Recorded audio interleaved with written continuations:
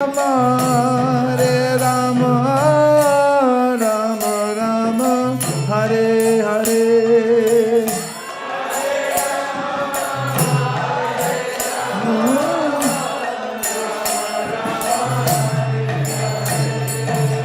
Jai Gaura Madhusvare,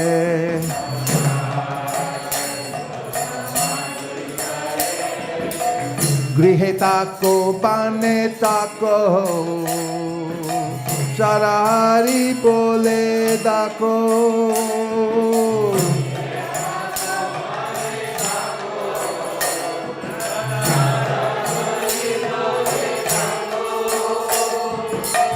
Suke dhuke bolo nako, Barne Hare Nam koro re.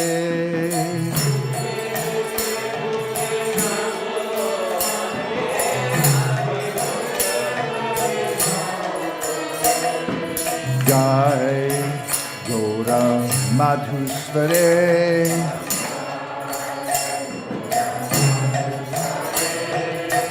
Hare Krishna, Krishna Krishna, Hare Hare, Hare Krishna,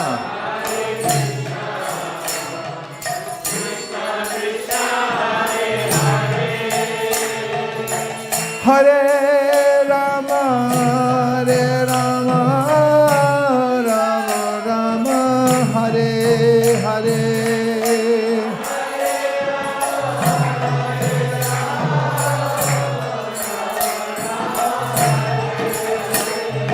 Jai Gaura Madhusvare,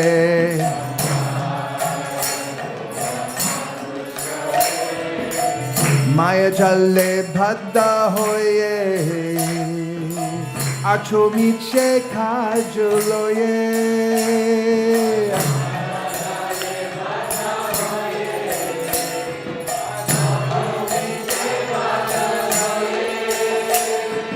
Ekono Chaitanya pe Radha Madhav Nam bolo re.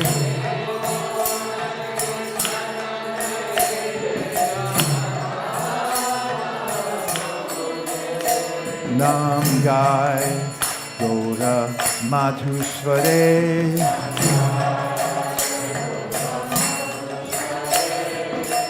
Hare Krishna, Krishna Krishna, Hare Hare, Hare Krishna,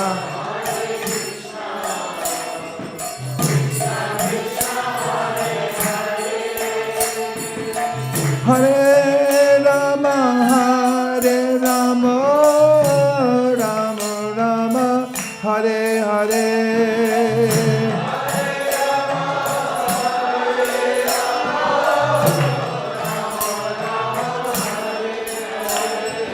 Jai Gaura Madhusvare,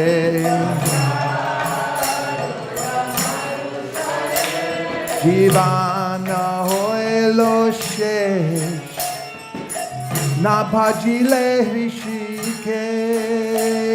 Jivana hoelo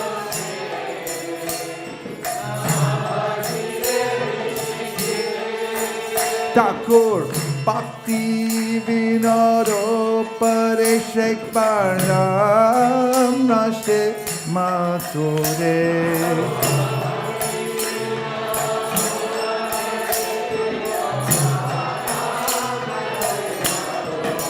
Thakur Bhakti Vinoro Pareshek Param Nase Mature. Thakur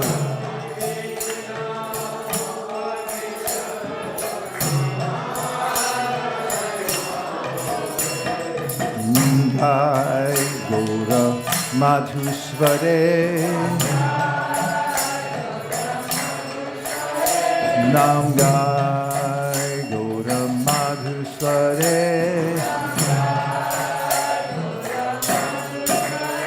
Hare Krishna, Krishna Krishna, Hare Hare. Hare Rama, Hare Rama, Rama Rama, Hare Hare.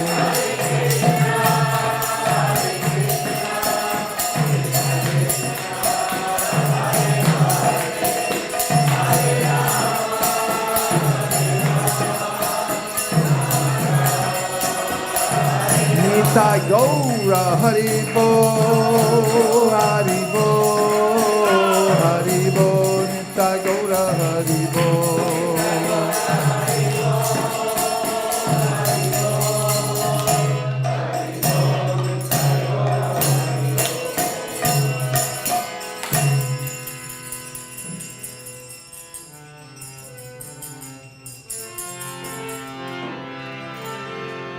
Vibhabari Shesha Aloka Pradesha Nidrachari Utojiva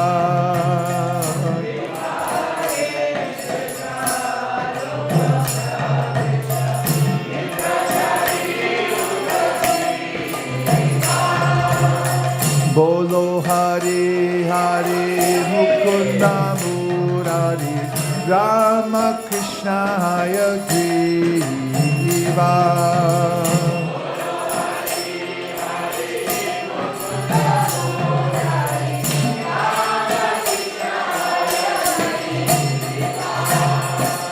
Nrsimha Vamana Srimad-bhagavatam Brajendra Nandana Shama. Don't break out.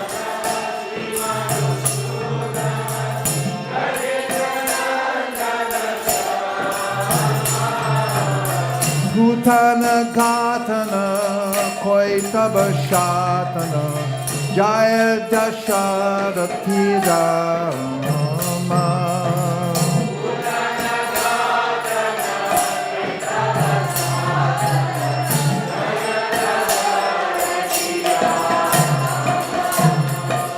Yashoda Dulala Govinda Gopala Vrindavana Purandara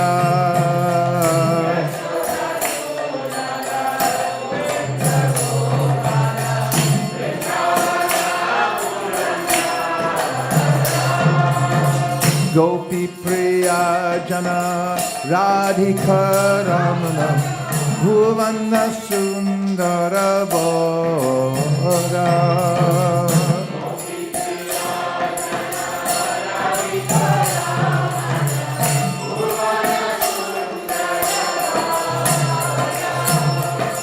Ravana Thakara Makana Taskara Gopi Jana Vastrahare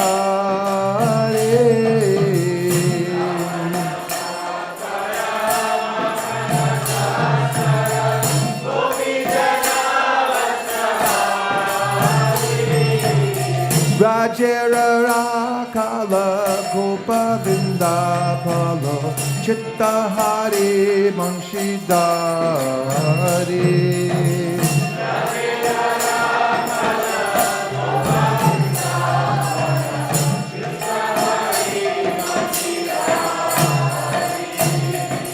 Yogindra Bandana Shinanandana Brajajana Bhayahari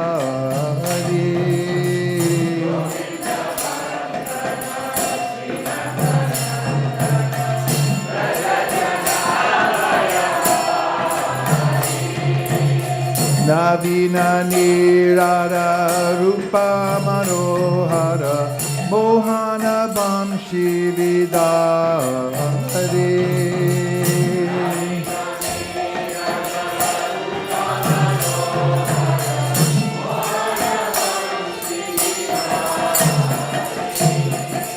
Yashoda Nandana Kamsani Sudana Nikunjara Savilase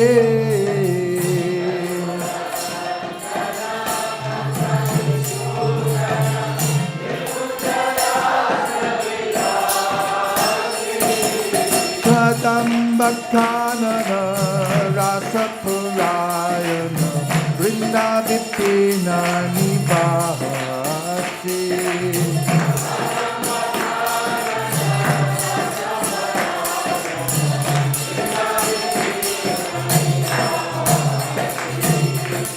Ananda Vardhana Prema Niketana Kulashara Jojakama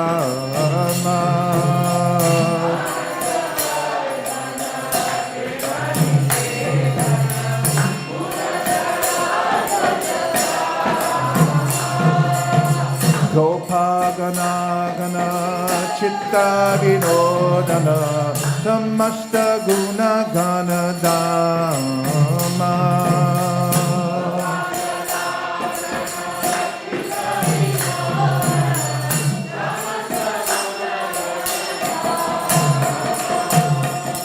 Jamuna Jivana Keli Parayana Manasa Chandra Chakora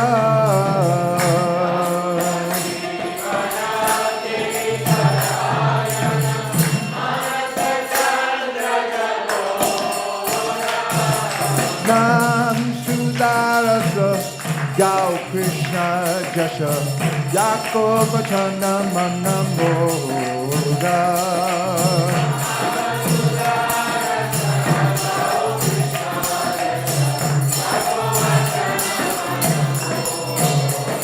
Jaya Gora Nitai, Gora Nitai, Gora Nitai, Jaya Gora Nitai.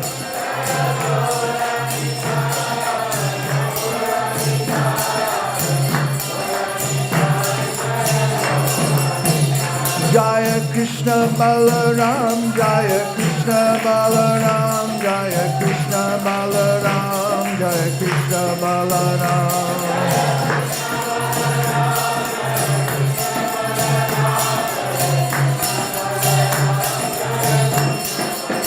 Jaya Radhe Sham, Jaya Radhe Sham, Jaya Radhe Sham, Jaya Radhe Sham.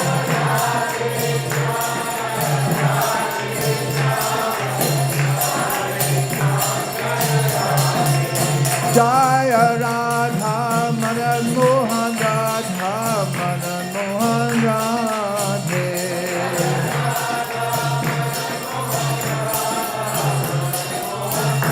Nitai Gaura Haribo Haribo Haribo Nitai Gaura Haribo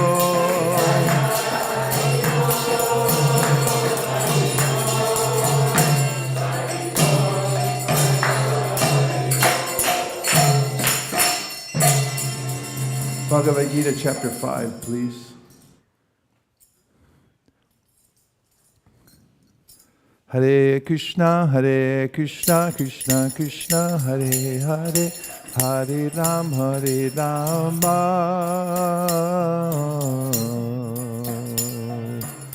Rama Rama, Hare Hare.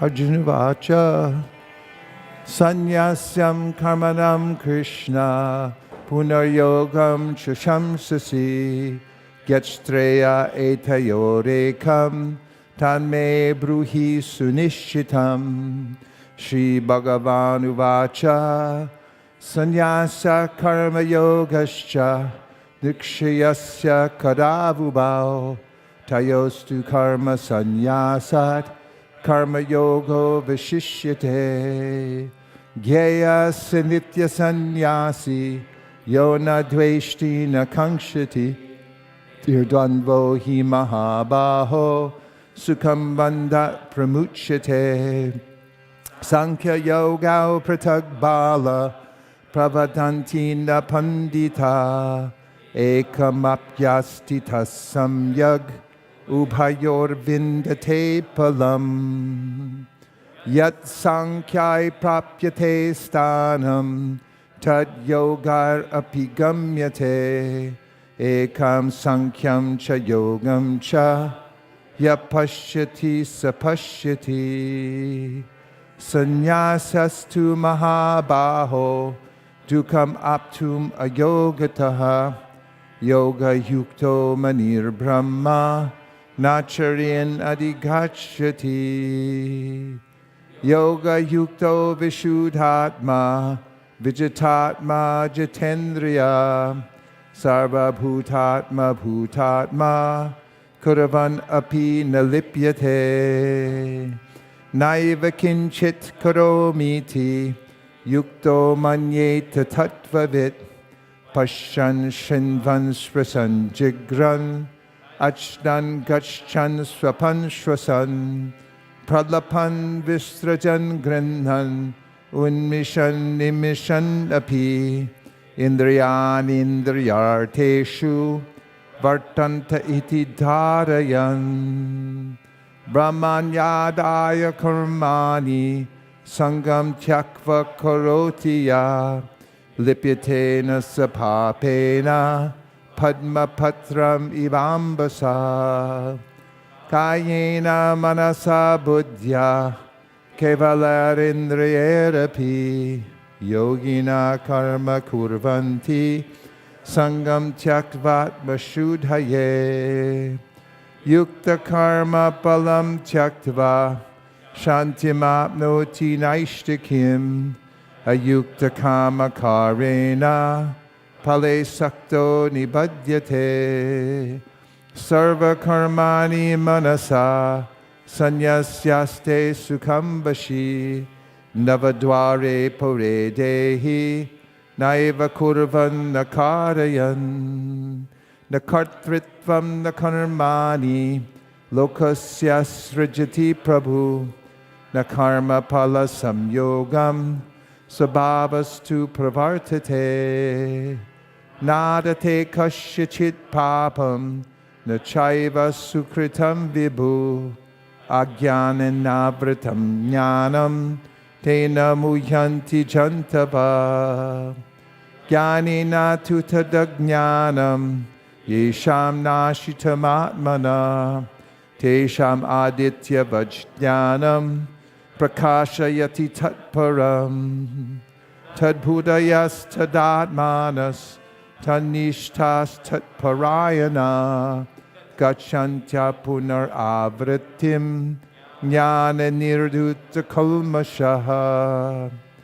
vidyavanaya sambhanne brahmane gavihastani shuni chaiva shvapakecha pandita samadarshina ihaivatar jita sargo isham samyestatam manaha nirdosham hi samam brahma tasmad brahmanite stita naprahrishyet priyam prapya nodvijet prapya chapriyam stira buddhira samudho brahmavid brahmani stitaha vaya sparshe swasaktatma vindatyatmani yatsukam sa brahma yoga yuktatma sukhamakshayam ashnute yehi samsparsha jabhoga tukayo naya evate adyanta vanta kaunteya nate shuramate buddha shaknoti haiva yashodhum praksharira vimokshanat kama krodod bhavam begam sayukta sasukhinara yonta sukontara tatantar jyotirevaya sayogi brahma nirvanam brahma bhuto digashyati labante brahma nirvanam rishaya shina kalmasha chinna dvaidaya tatmana sarva bhuta hiterata kama krodha vimuktanam yatinam yatachetasam abito brahma nirvanam vartate viditatmanam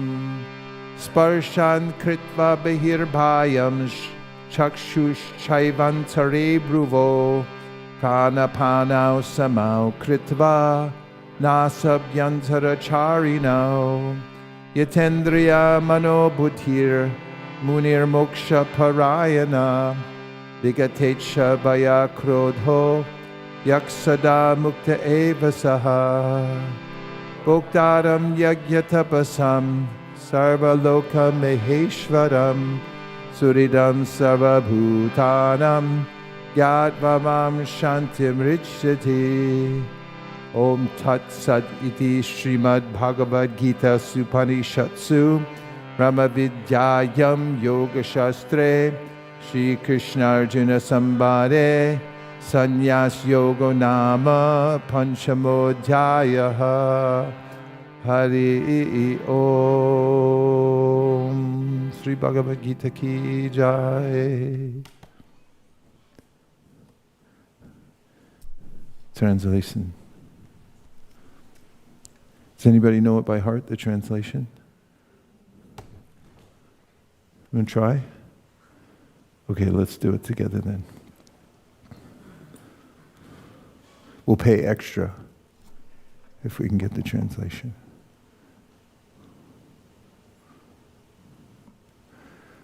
Arjuna said, O Krishna, first of all you asked me to renounce work, and then again you recommend work with devotion. Now you kindly tell me definitely which of the two is more beneficial. The personality of Godhead replied, the renunciation of work and devotion are both good for liberation. But of the two, work and devotional service is better than renunciation of work. One who neither hates nor desires the fruits of his activities is known to be always renounced. Such a person, free from all dualities, easily overcomes material bondage and is completely liberated, O mighty armed Arjuna. Only the ignorant speak of devotional service, karma yoga, as being different from the analytical study of the material world, Sankhya. Those who are actually learned say that he who applies himself well to one of these paths achieves the results of both. One who knows that the position reached by means of analytical study can also be attained by devotional service, and who therefore sees analytical study and devotional service to be on the same level, sees things as they are. Merely renouncing all activities, yet not engaging in the devotional service of the Lord, cannot make one happy. But a thoughtful person engaged in devotional service can achieve the supreme without delay. One who works in devotion, who is a pure soul, and who controls his mind and senses, is dear to everyone, and everyone is dear to him. Though always working, such a man is never entangled. A person in the divine consciousness, although engaged in seeing, hearing, touching, smelling, eating, moving about, sleeping, and breathing, always knows within himself that he actually does nothing at all. Because while speaking, evacuating, receiving, opening or closing his eyes, he always knows that only the material senses are engaged with their objects, and that he is aloof from them. One who performs his duty without attachment, surrendering the results unto the Supreme Lord, is unaffected by sinful action, as the lotus leaf is untouched by water. The yogis, abandoning attachment, act with body, mind, intelligence, and even with the senses, only for the purpose of purification. The steadily devoted soul attains unadulterated peace because he offers the result of all activities to me. Whereas a person who is not in union with the divine, who is greedy for the fruits of his labor, becomes entangled. When the embodied living being controls his nature and mentally renounces all actions, he resides happily in the city of 9 gates, the material body, neither working nor causing work to be done. The embodied spirit, master of the city of his body, does not create activities, nor does he induce people to act, nor does he create the fruits of action. All this is enacted by the modes of material nature. Nor does the Supreme Lord assume anyone's sinful or pious activities. Embodied beings, however, are bewildered because of the ignorance which covers their real knowledge. When, however, one is enlightened with the knowledge by which nations is destroyed, then his knowledge reveals everything as the sun lights up everything in the daytime. When one's intelligence, mind, faith, and refuge are all fixed in the Supreme, then one becomes fully cleansed of misgivings through complete knowledge, and thus proceeds straight on the path of liberation. The humble sages, by virtue of true knowledge, see with equal vision a learned and gentle Brahmana, a cow, an elephant, a dog, and a dog-eater outcast. Those whose minds are established in sameness and equanimity have already conquered the conditions of birth and death. They are flawless like Brahman, and thus they are already situated in Brahman. A person who neither rejoices upon achieving something pleasant, nor laments upon obtaining something unpleasant, who is self-intelligent, who is unbewildered, and who knows the science of God, is already situated in transcendence. Such a liberated person is not attracted to material sense pleasure, but is always in trance, enjoying the pleasure within. In this way, the self-realized person enjoys unlimited happiness, for he concentrates on the Supreme. An intelligent person does not take part in the sources of misery, which are due to contact with the material senses. O son of Kunti, such pleasures have a beginning and an end, and so the wise man does not take like. Before giving up this present body, if one is able to tolerate the urges of the material senses and check the force of desire and anger, he is well situated and is happy in this world. One whose happiness is within, who is active and rejoices within, and whose aim is inward, is actually the perfect mystic. He is liberated in the Supreme, and ultimately he attains the Supreme. Those are beyond the dualities that arise from doubts, whose minds are engaged within, who are always busy working for the welfare of all living beings, and who are free from all sins, achieve liberation in the Supreme. Those who are free from anger and all material desires, who are self-realized, self-disciplined, and constantly endeavoring for perfection, are assured of liberation in the Supreme in the very near future. Shutting out all external objects, keeping the eyes and vision concentrated between the two eyebrows, suspending the inward and outward breaths within the nostrils, and thus controlling the mind, senses, and intelligence, the transcendentalist aimed at liberation becomes free from desire, fear, and anger. One who is always in this state is certainly liberated. A person in full consciousness of me, knowing me to be the ultimate beneficiary of all sacrifices and austerities, the Supreme Lord of all planets and demigods, and benefactor and well-wisher of all living entities, attains peace from the pangs of material miseries. Shri Bhagavad-gita ki jai, Go Premanande.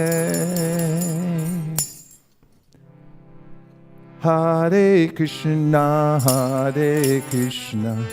Krishna Krishna, Hare Hare, Hare Rama, Rama Rama, Hare Hare.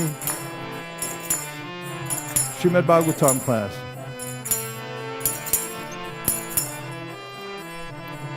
Hare Rama, Hare Rama,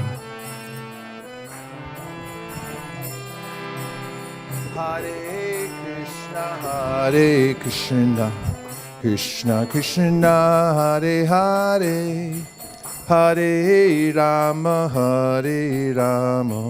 Rama Rama, Hare Hare.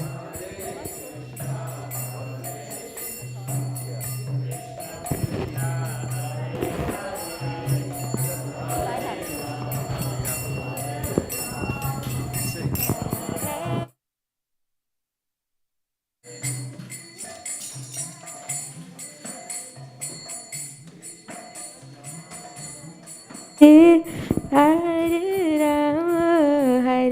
Rama, Rama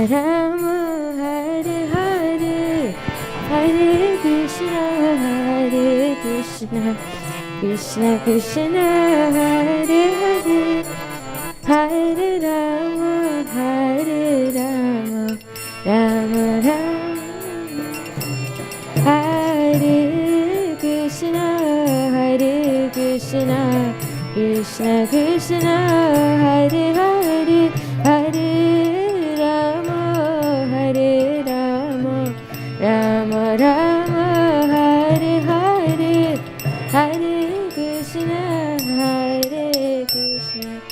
Krishna Krishna, Hare Hare.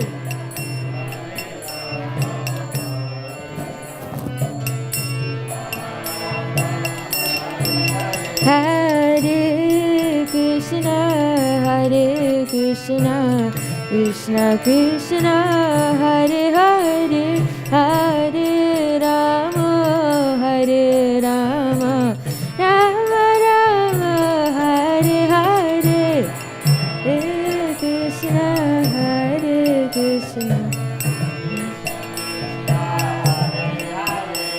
Hare Rama, Hare Rama,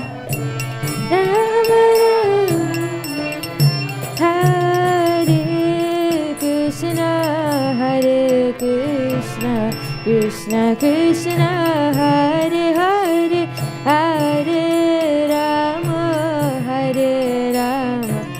Rama Rama, Hare Hare.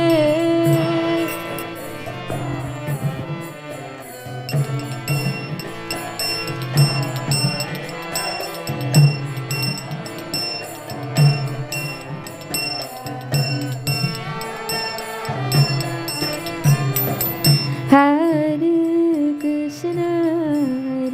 Krishna, Krishna Krishna, Hare Hare, Hare Rama, Rama Rama, Hare Hare, Krishna, Hare Krishna.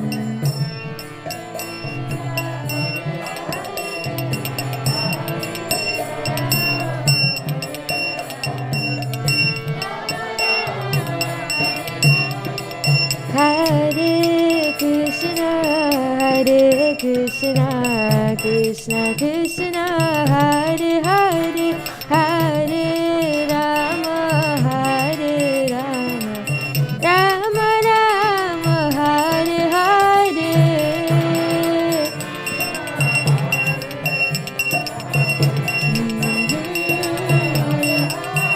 Hare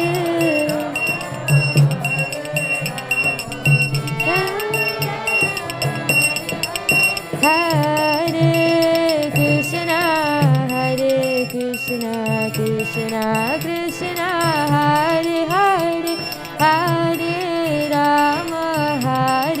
Rama, Rama Rama, Hare Hare.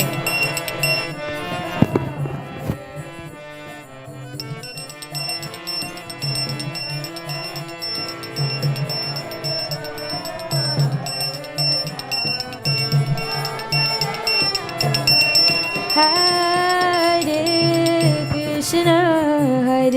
Krishna, Krishna Krishna, Hare Hare, Hare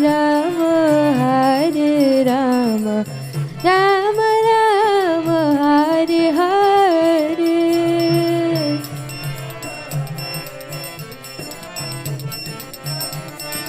Hare Hare.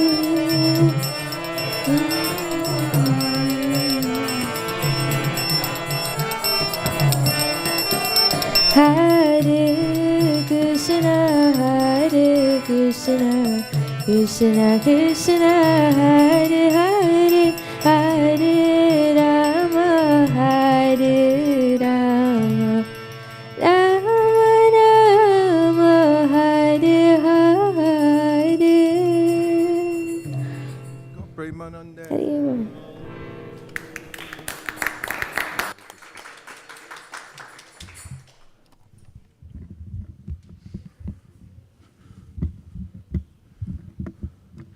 It'll be 3.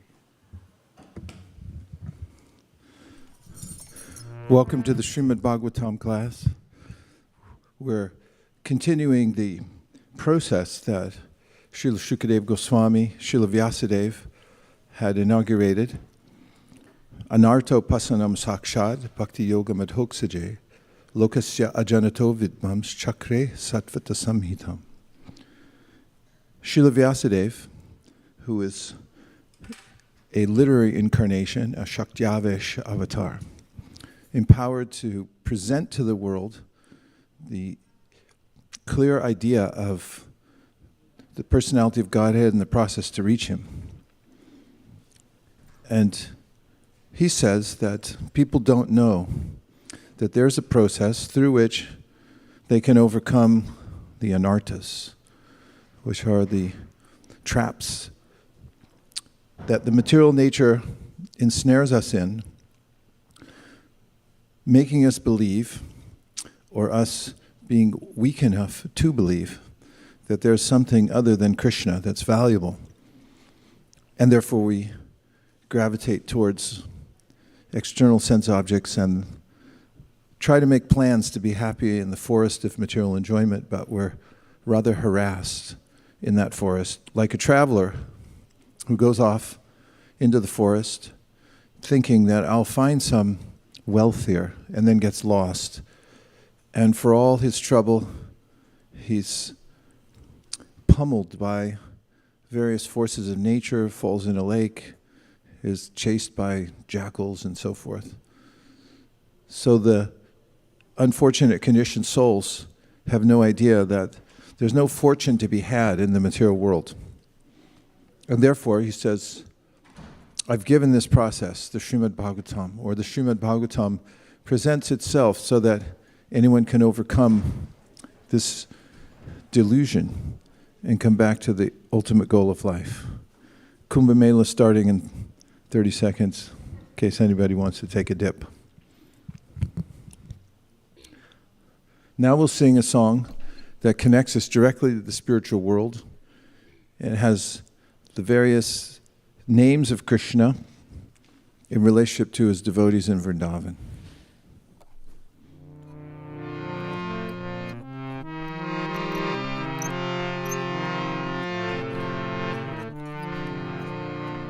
Jaya Radha Madhava Jaya Kunja Bihari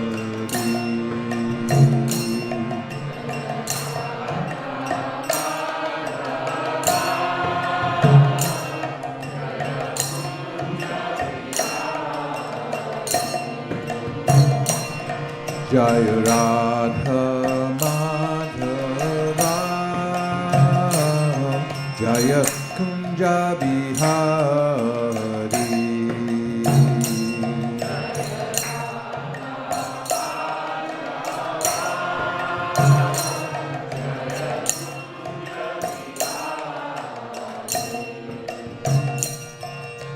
Gopi Janna Ballabha Jaya Girivardhari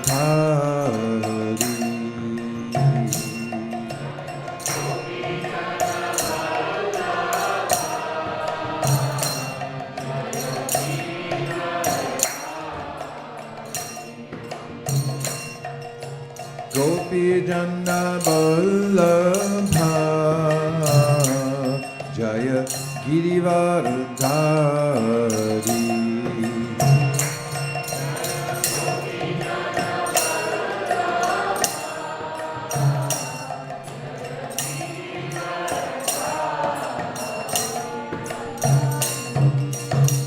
Yashoda Nandana Vraja Jana Ranjana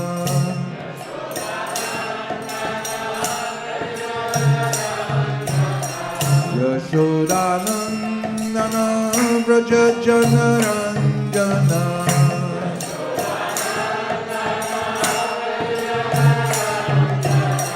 Jamuna Tira Vanachari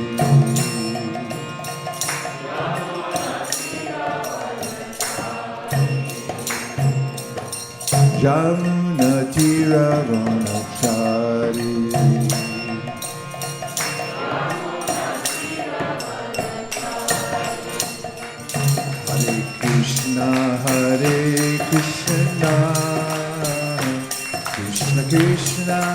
Hare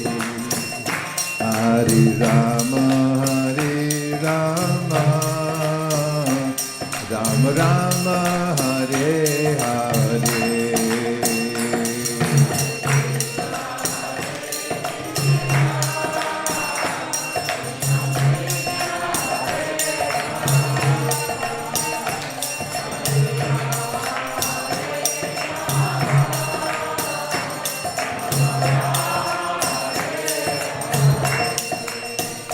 Hare Krishna, Krishna Krishna, Hare Hare, Hare Rama, Rama Rama, Hare Hare.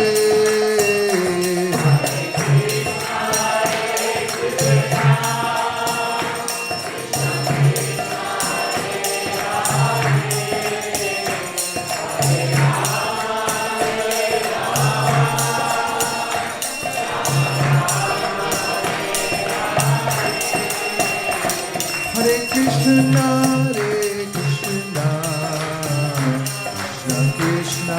Hare Hare, Hare Rama, Rama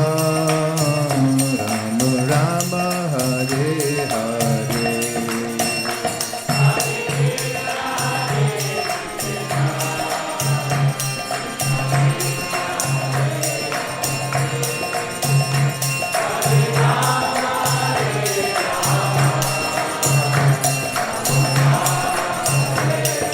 Hare Krishna, Krishna Krishna, Hare Hare, Hare Rama, Rama Rama, Hare Hare.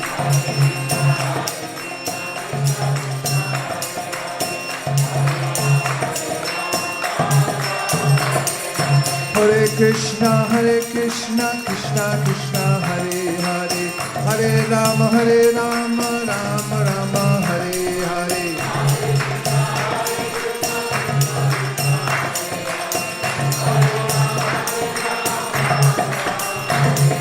Hare Krishna, Krishna Krishna, Hare Hare, Hare Rama, Rama Rama, Hare Hare.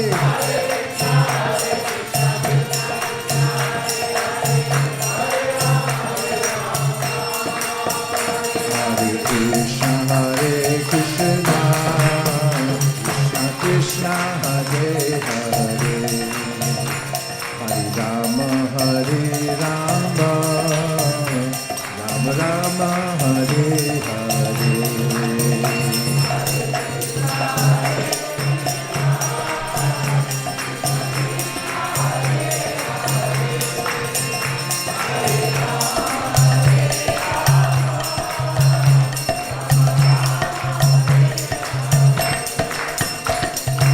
Krishna,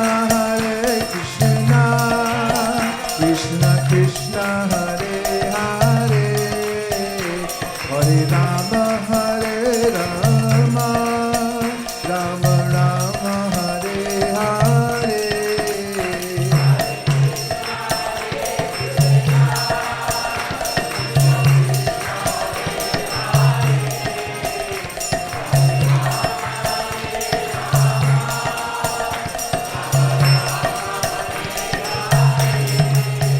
Hare Krishna, Krishna Krishna, Hare Hare, Hare Rama, Rama Rama, Hare Hare.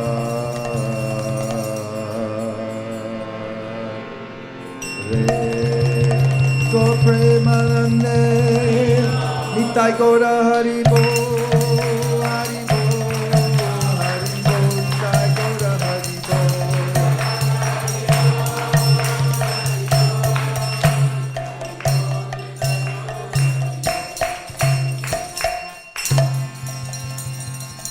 May I please have a second canto, first chapter, 37th verse.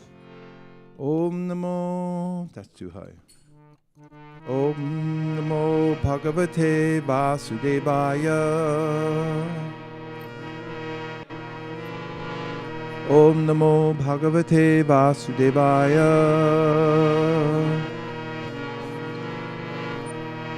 Bhagavatam. Om Namo Bhagavate Vasudevaya. Thank you. Narayanam Namaskritya Naram Chaiva Narottamam Devim Sarasatim Vyasam Tato Jayam Udiraye. So who could say what that verse means? Yes, Prabhu? Before telling about the recitation of Srimad-bhagavatam, I've got to get a mic.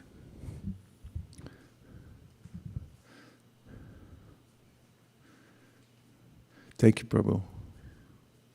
Before reciting this Srimad-bhagavatam. Oh, just start over. Yeah. It's for the audience, they can't hear. Yeah.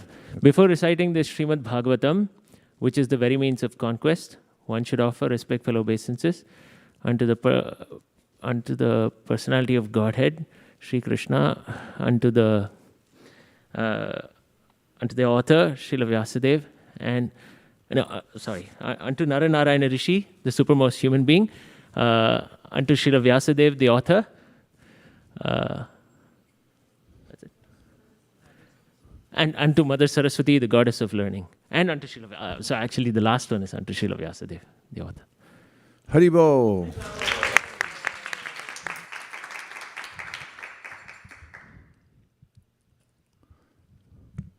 So look at Canto 2, Chapter 1.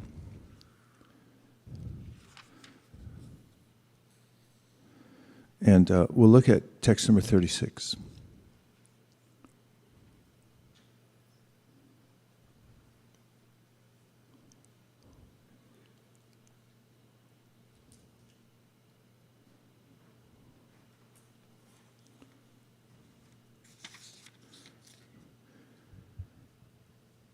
Vayamsi tad vyakaranam vichitram manur manisha manujo nivasaha gandharva vidyadhara charana apsara swara smritir asurani kavirya.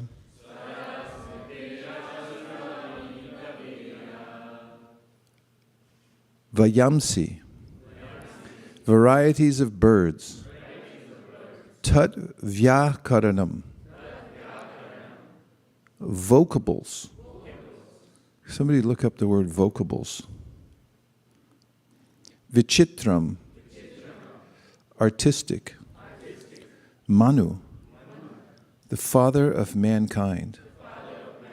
Manisha, thoughts. Manuja, mankind, the sons of Manu. Nivasa, residence. Gandharva, the human beings named Gandharvas.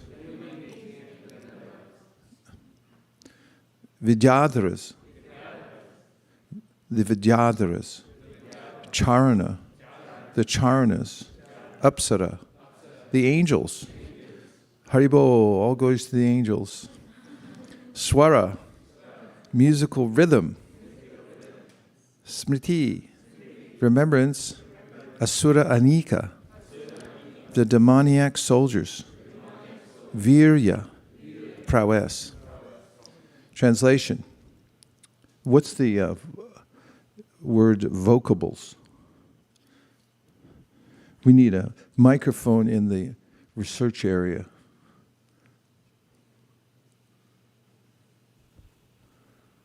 It's a word composed of various sounds or letters without regard to its meaning, or also a word especially with reference to form rather than meaning. And where does that come from? It comes from the Latin word vocabulum, which comes from the word vocare, which is to call. If you look at etymology, does it go back to There's no Bach? etymology for this word. There's nothing. Okay. Vocal, look up vocal in etymology dictionary. It's just plural.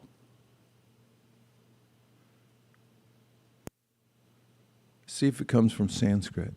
Vak. Yes? It comes from vox, which is voice, in reference to music. Comes from Latin vocalis, which is sounding or speaking. There's no Sanskrit in here. Okay. Okay, here we go. Varieties of birds are indications of his masterful artistic sense.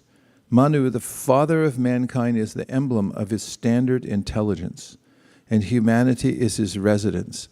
The celestial species of human beings, like the Gandharvas, Vidyadharas, and Charanas, and angels, Haribol, all represent his musical rhythm. And the demoniac soldiers are representations of his wonderful prowess. Srila Prabhupada's purport. The aesthetic sense of the Lord is manifested in the artistic, colorful creation of varieties of birds like the peacock, parrot, and cuckoo.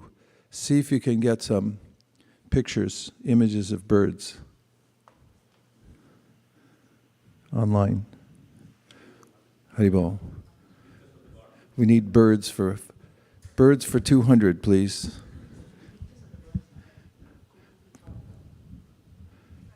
Colorful birds, put in colorful birds. Images of colorful birds. So this is Krishna's aesthetic sense, artistic sense, birds. He paints them himself.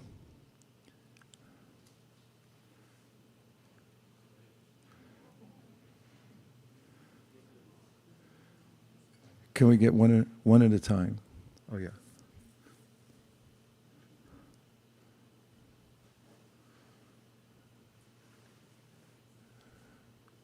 Huh? What do you think? Stylish, right? I'm going to start dressing like that. I guess I'm getting pretty close. This one has black hair, black head, and then it graduates into a beautiful light brown color. A nice shape of the head, looks very svelte and kind of powerful, doesn't it? Isn't that a good look? It's like a fashion show. Let's see some more birds that Krishna painted for us. He gives to the world so we can look at the birds and say, wow, Krishna, I like the style. People looking for style. Come on, pick us a few more winners. Ooh, there's a nice one. What kind of bird is that? Bird of paradise? I mean, they're so exotic, aren't they? And there's so many varieties. Aw, come on. It's too cute.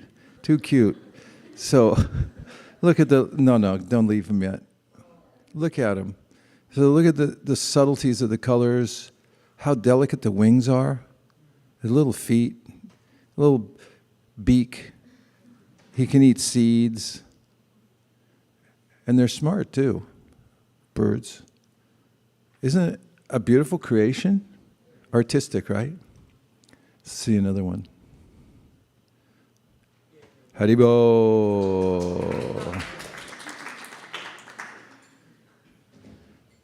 It just happened by chance. There's no reason for it. It's an accident. Explosion somewhere. Some mud pile blew up, fell into place just like that. Ooh, come on. All right, vote. There you go. A red-bearded bee-eater. He's got special talents. Oh, come on.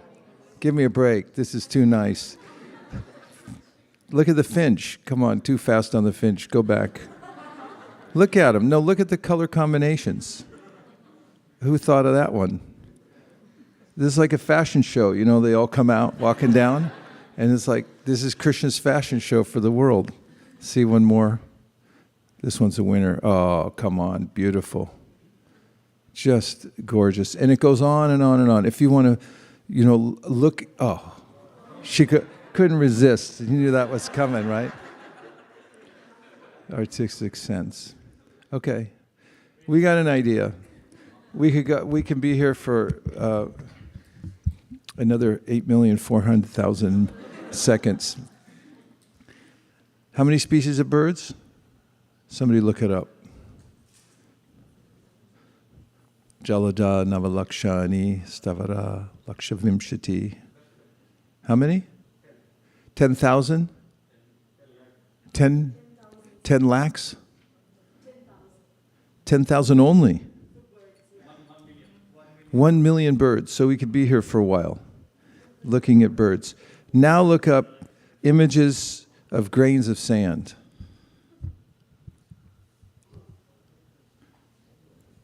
Images, grains of sand. So we're looking at the Lord's creation. This is what Shukadev is pointing out to Parikshit Maharaj, that Krishna is the artist. It all originates from him. And everything about the creation is unique and amazing. Have you seen this before? Images of grains of sand? Pop quiz, how many grains of sand are there on this planet? Or how about over at Stinson Beach, how many do you think? Well, every one of them seems to be birds still somehow. Grains of sand. Grains, Grains, grain, as in grains.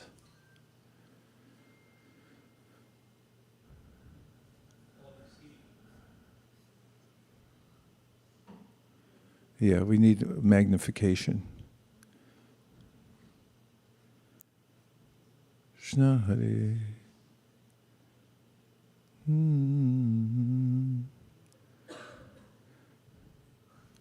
Somebody maybe turn out the lights so we can see this better. And magnified.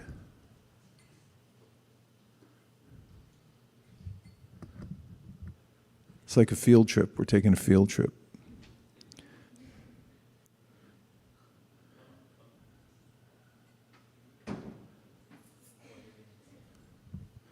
Some will have to cover the skylight too.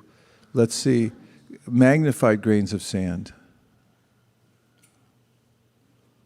Can somebody find a good website that has individualized grains? They show them one at a time, or much more magnified than that, but do what you can with what you have. No. No. Somebody find it?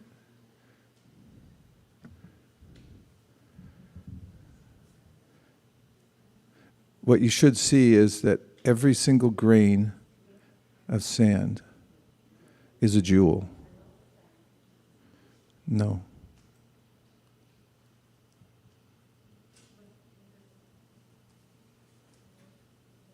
There, now we're getting somewhere, I think. Okay, well, I thought it would be easy, but it's not. So if you find one, we'll go back to it. Let's go back to the purport.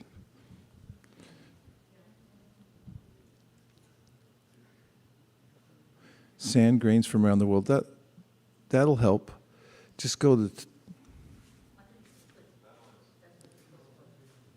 Yeah, see the pictures? Left-hand side, second one down.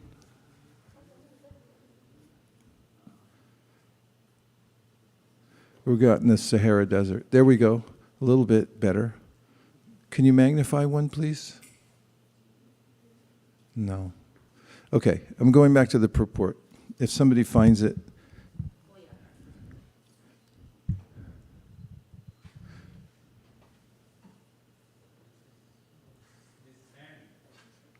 Keep going. Yeah. These are sand granules. Too fast. Okay, I'll set it up later. Thank you. Purport. The aesthetic sense of the Lord is manifested in the artistic, colorful creation of varieties of birds like the peacock, parrot, and cuckoo. The celestial species of human beings like the Gandharvas and Vidyadharas can sing wonderfully and can entice even the minds of the heavenly demigods. Their musical rhythm represents the musical sense of the Lord. How then can he be impersonal? His musical taste, artistic sense, and standard intelligence, which is never fallible, are different signs of his supreme personality. The Manu Samhita is a standard law book for humanity, and every human being is advised to follow this great book of social knowledge. Human society is the residential quarters for the Lord.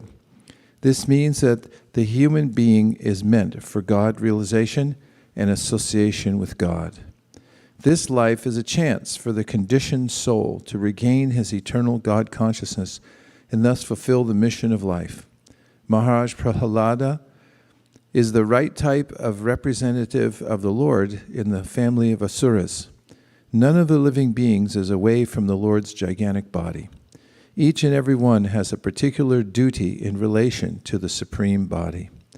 Disruption in the matter of discharge of the specific duty assigned to each and every living being is the cause of disharmony between one living being and another.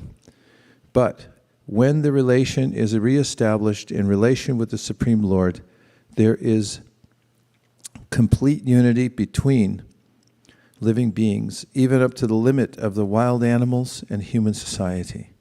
Lord Chaitanya Mahaprabhu displayed this living unity in the jungle of Madhya Pradesh, where even the tigers, elephants, and many other ferocious animals perfectly cooperated in glorifying the Supreme Lord. That is the way to peace and amity. Huh? No, amity. Amity means friendship all over the world. Hare Krishna. Om Jnana Timirandasya Jnananjana Shalakaya Chakshurun Militam Dena Tasmai Shri Gurave Vande Shri Krishna Chaitanya Nityananda Sahodito Gaurudai Pushpavanto Chitro Shando Tamonama Vande Guru Nisha Bhaktan Ishan Isha Vatarakan Tat Prakasham Statat Shakti Krishna Chaitanya Samdakam Vande Shri Krishna Chaitanya Nityananda Sahodito Gaurudai Pushpavanto Chitro Shando Tamonudao Brahmopanishadi Tadapyasya Tanuba Yatmantarayami Purusha Iti Shosham Shavibhavaha Shadaishvaryai Puno Yaiha Bhagavan Saswayamayam Na Chaitanyat Krishna Shagati Paratatvam Param Iha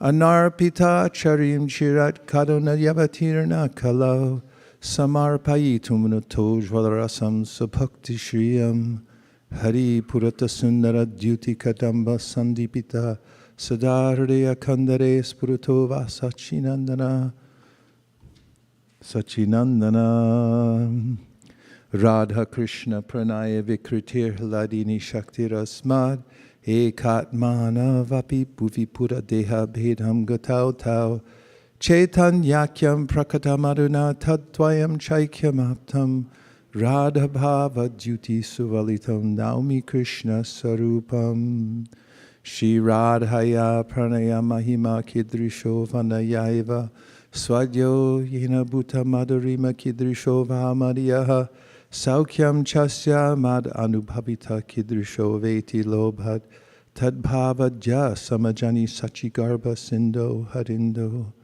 Sankarshana Karanatawa Shai Prayobdi Shai Cha Prayobdi Shai Sheshashya Yashyam Shakala Sanitya Nandakya Rama Sharanam Mamastu Mayati Te Vyapit Vaikunta Loke Punaishvaryeshi Chaturvyuha Madhye Rupam Yasyodbhati Sankarshanakyam Tam Shri Nityananda Ramam Prapadye.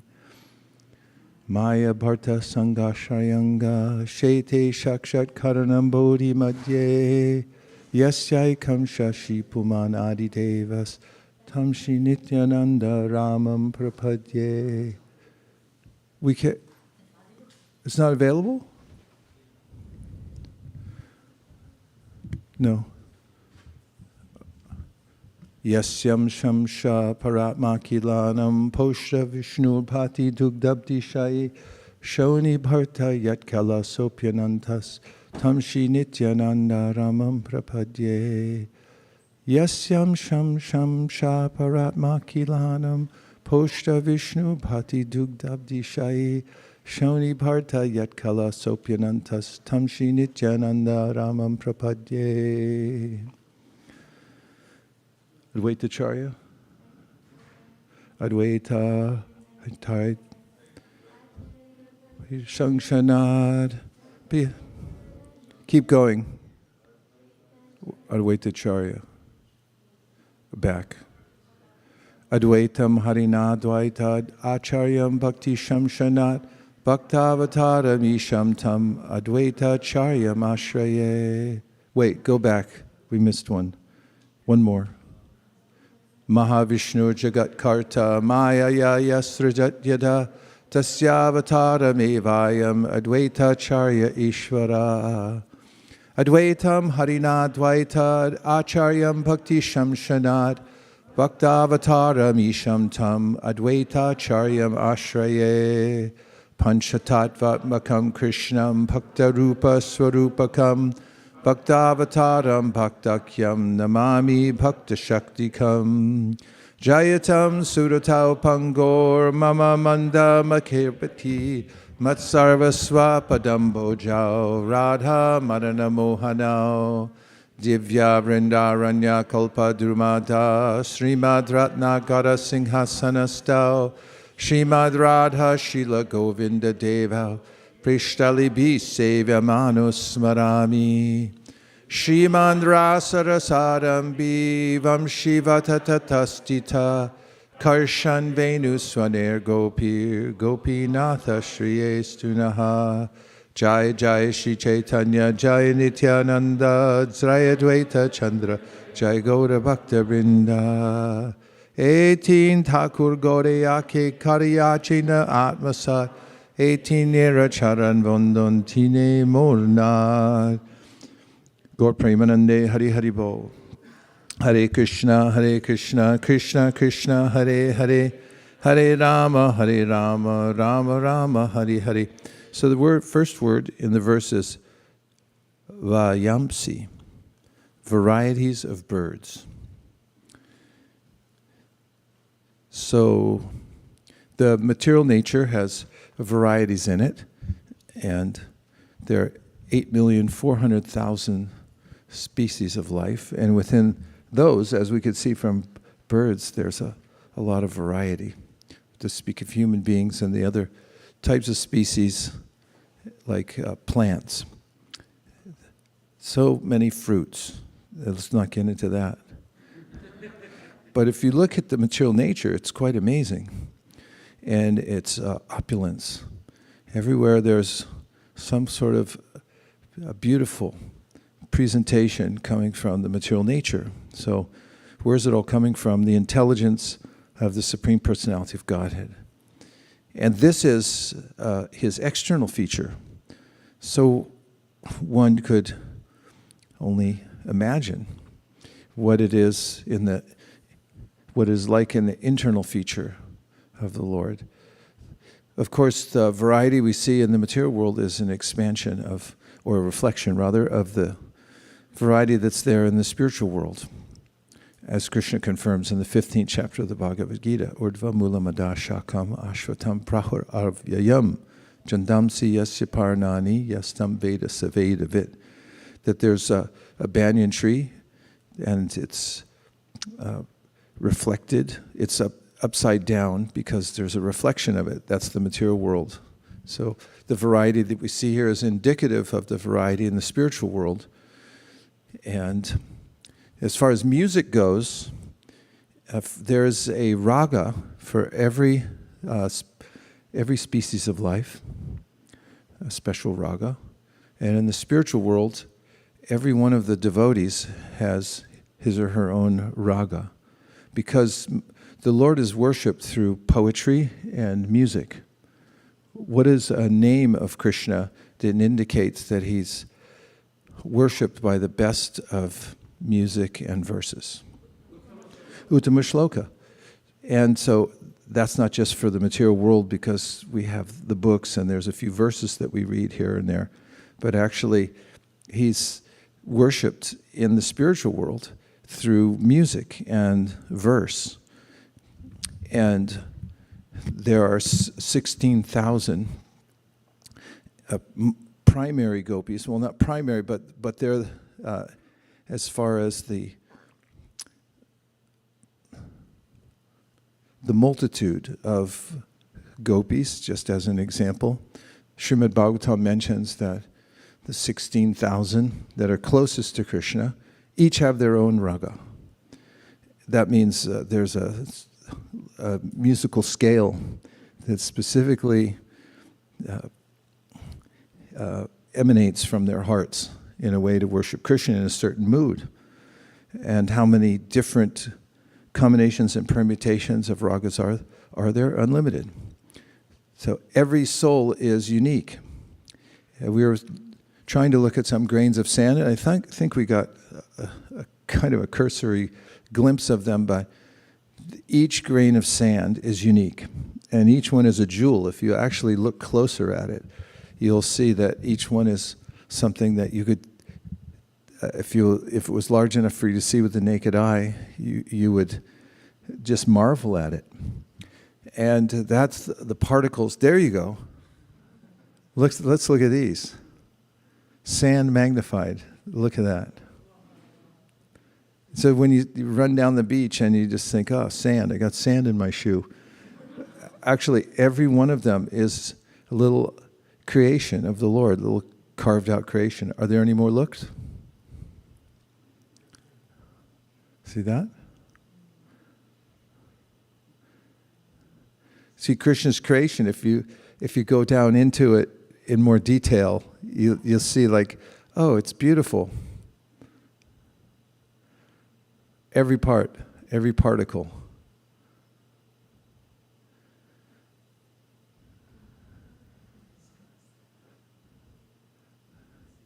So, thank you for finding that. So every soul is unique also, and it has a way to express itself. And all the variety in the spiritual world is meant for Krishna's enjoyment. Eko bahu shyam. The one has become many. Why? For enjoyment. The whole purpose of the world is for enjoyment. But the crux of the matter is, whose enjoyment is it for? So if I try to independently enjoy the variety, then I become frustrated because I can't actually connect with it. But when I connect it with Krishna, when I see it as part of Krishna and as a glorification of Krishna, and whatever variety there is I offer to Krishna, then I become I have a proper relationship with the variety, which means that devotees always have something to do. For instance, if you're worshiping the deity, and the best thing you can offer to the deity is flowers. Flowers make deity worship opulent. So if you just have one kind of flower all the time, like we used to have at ISV in the old days, kids, we used to have just carnations, and they were really scrawny. And whoever made the garlands back then, bless their hearts, and may they all go back to Godhead, they just put them individually on a string.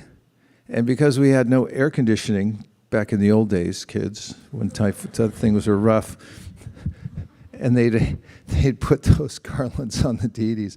And it was so hot inside that little temple room. How hot was it, Vaisesika Dasa? It was so hot that those garlands, by afternoon, they were all shriveled up. And you look at the Lord, and he just had these little shriveled garlands. you could just see mostly string and a few little dried up carnations on it. And then we'd offer the garland to somebody here, and they're like, ow. So as we became more developed, then we got more flowers. And now if you see the garlands, you'll find a artistic offering. The devotees get together and they're meditating on it 24 hours a day, how to make such nice garlands for the Lord. And then there's devotees, all they do is they go buy flowers, the best kind of flowers. And if you live on a farm, like we were just in France, and we were at New Mayapur, and they were talking about their roses. There's one devotee, and we were driving past that, so we were actually leaving France. We got a chance to look around a little bit more, and the driver said, this is where the devotee lives who takes care of the rose gardens. He's been here for 35 years, and it's his main service. He said, you can't see him now because it's not the season, but in the season, we have tens of thousands of roses. That's all he does. Cultivate all these different kinds of roses for Krishna. And then, they're offered to the deity. And so when we have this connection with devotional service, we can offer all the variety to Krishna and appreciate it. Artists, they paint a picture of Krishna and then they include the different kinds of birds. And in the Bhagavatam, many of the flora and fauna, the varieties therein are mentioned. And so the artists can enjoy making these pastimes come to light, and they include all the variety within them. And when you come into a Hare Krishna temple, then there's lots of variety. What are some of the varieties of sense engagement that you get in a Hare Krishna temple? Let's name 5. Okay, you get to smell a flower. I mean, how often do people walk up to you in your office building at the cubicle and go, here, smell this? maybe back in the old days. But let's say any office or any other place, nobody brings you a flower, right? Not lately?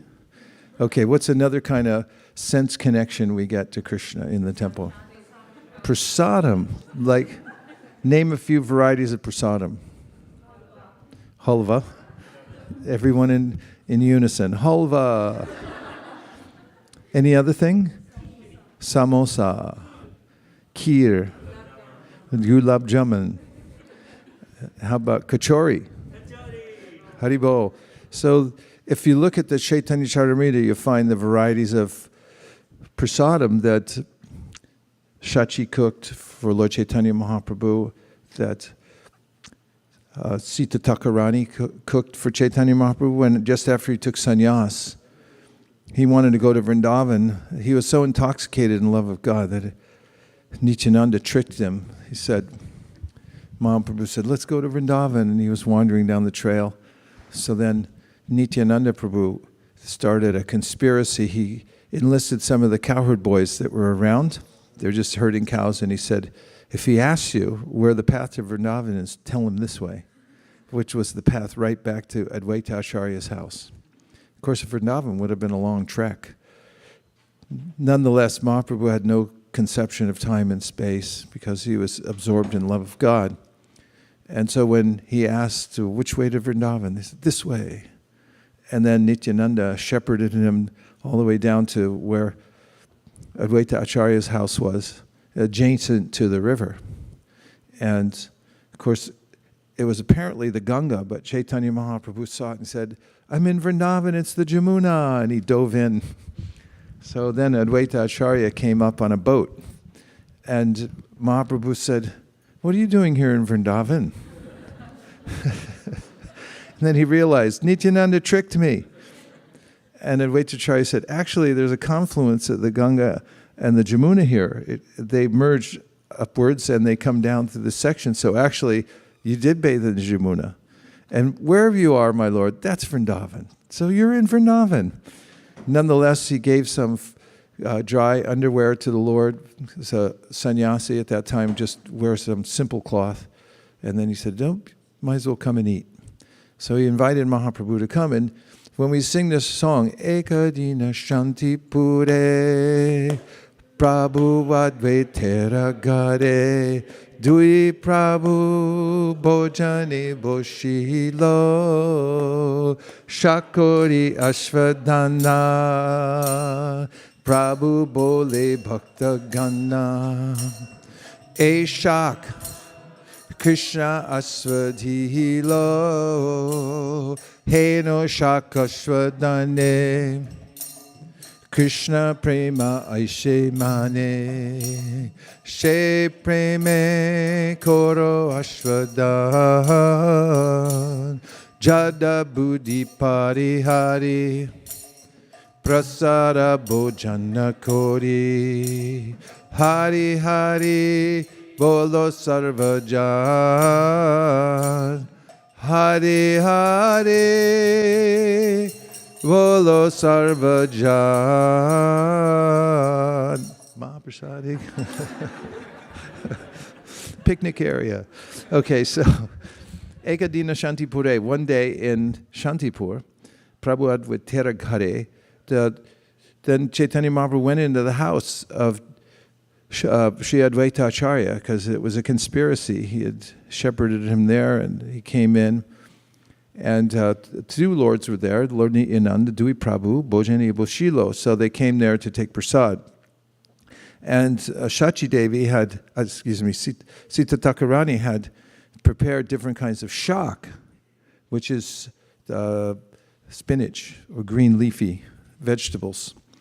And when Mahaprabhu began to take this prasadam, he was so enlivened by it that he was making these declarative statements that if you eat this, you'll get this kind of spiritual benediction. If you eat that, go back to Godhead. If you eat this, you'll become a great Sankirtana devotee. Each one of the different types of shak, he said, just by this, you'll attain perfection in life. And Jada Buddhi Parihari Prasada Bhujana Kari. So by taking this prasad, you overcome Jada Buddhi. Jada Buddhi is a horrible disease. It means that your mind becomes like a stone because you're hearing all about the activities in the material world and meditating on, I want a stone house. I have to live in that neighborhood in this stone house. Then I'll be happy. And then your mind becomes like a stone. And so when you take prasadam, then you're released from that jada buddhi. And so everyone should take prasad and chant Hari Hari. So prasadam, that's another unlimited variety that we get of enjoyment in the spiritual world. So how can the Lord be impersonal if there's so many musical presentations, rhythm, and so forth? Now we'll take some reflections from the purport.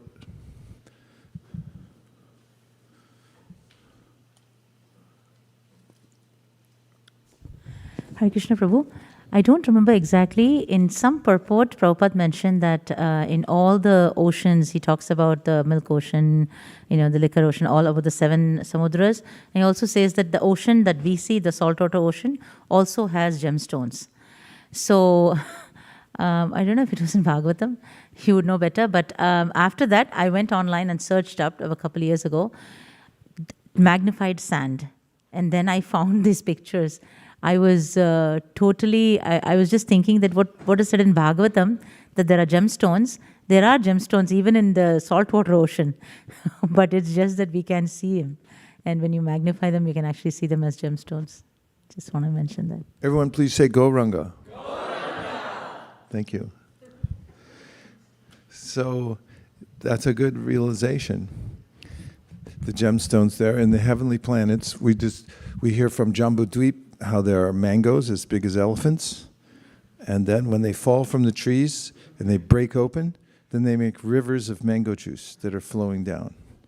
And as the mango juice mixes with the soil along the banks, it's a rarefied kind of soil, so it makes gems, beautiful gems.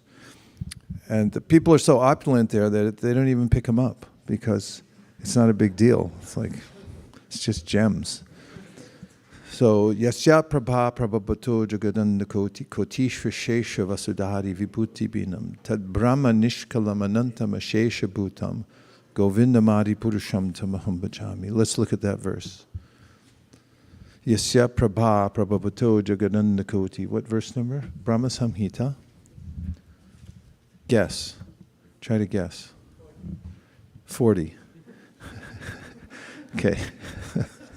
That was a really good guess. Okay, Brahma Samhita number 40, please.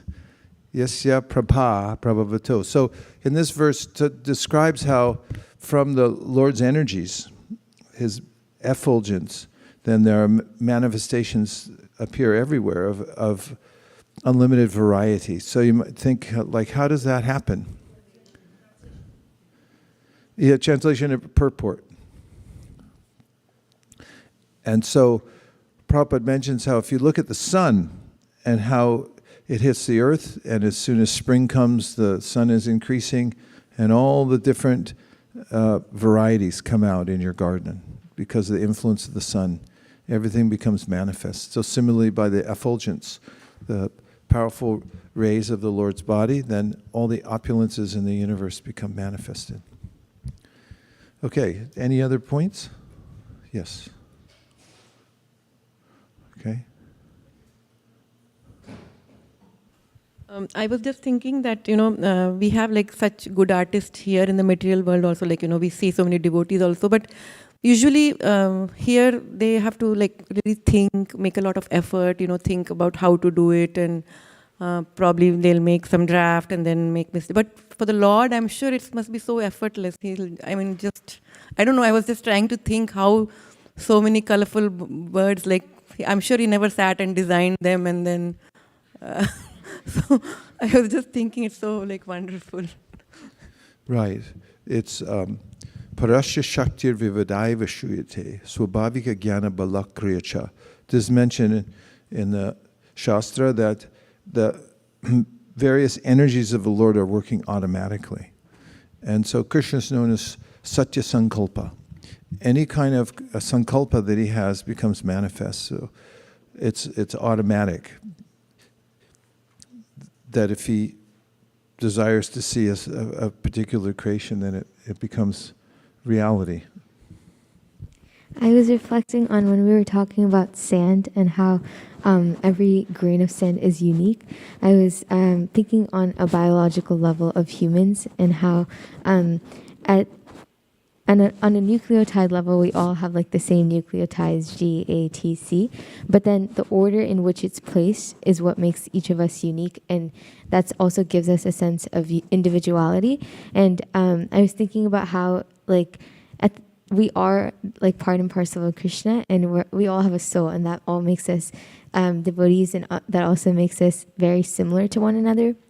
And that's just like the grains that we were talking about. And also like, even if we think about the sun, it's all like pervasive and effulgent, but like the photons that emanate from it are unique in every aspect. So Nice observations.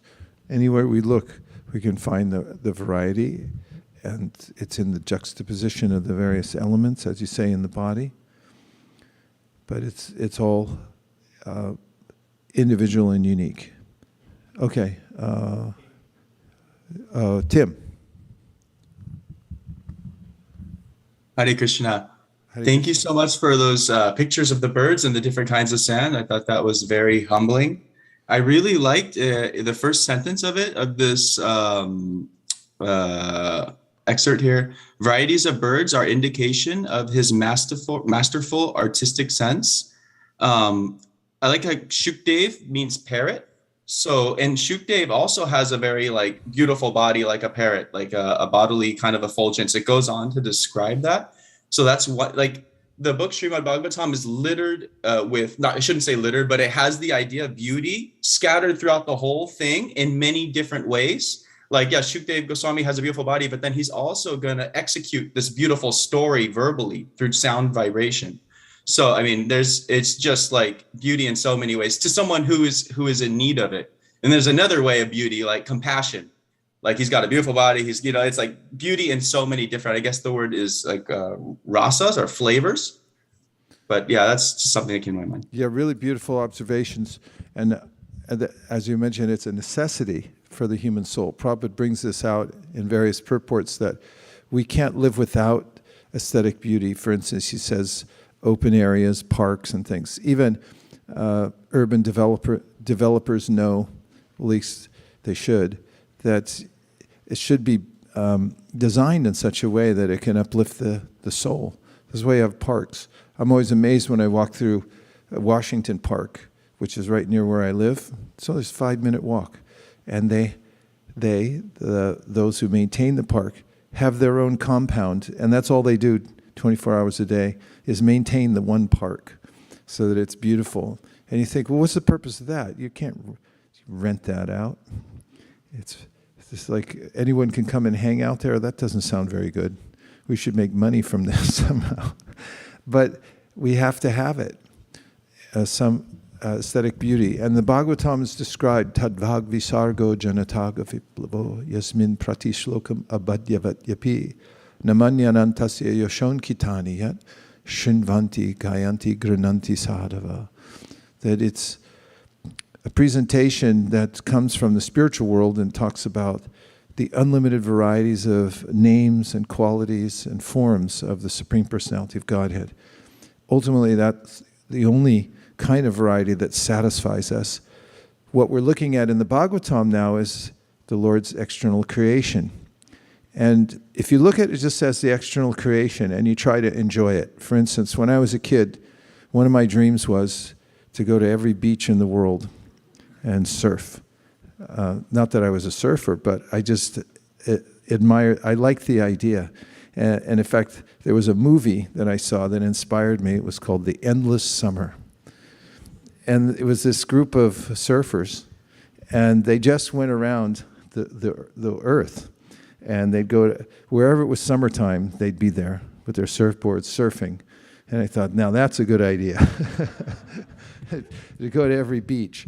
But ultimately, it's just an interaction with the elements when the surfers are doing that. There's a way in which we just read this morning, Krishna said, Yehi samsparshaja bhoga dukha yonaya evate adyantavanta konteya nateshu ramate buddha. This sparsha, I jump in the water, I feel good, and then I surf and I feel some exhilaration going down the wave, and people look at me and say, wow, you're a surfer, and then I feel some sense of false ego. And in this way, I'm sort of touching the material energy, but with my own idea, my own agenda on my endless summer. And ultimately, it like everything else, it has a beginning and an end, and therefore it's not pleasurable. But if we take the same principle in devotional service, as Shukadev is going into here, and saying you look at the world in a different way, you see it as the body of the Lord, everything on it as an aspect of His magnificence and His design sense and artistry, and see how it all fits together and how it's all part of Him, then there's a permanent sense of happiness. Then it becomes devotional service. The universal form is an imaginary form. Yes, it's the external energy of the Lord, but we connect it by seeing it as the body of the Lord, as Shukadev Goswami is pointing out. It's like an external feature, but even that is amazing, and that can be seen in relation to the Supreme Personality of Godhead. Then it becomes unlimitedly satisfying to the heart when we connect it. Okay, a couple more? Yes.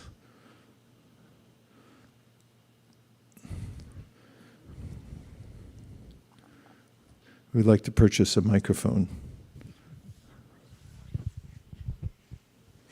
Yes, I was amazed that there are so many ragas in the spiritual world, that every devotee, they have their own raga, unique raga with Krishna, in relationship with Krishna.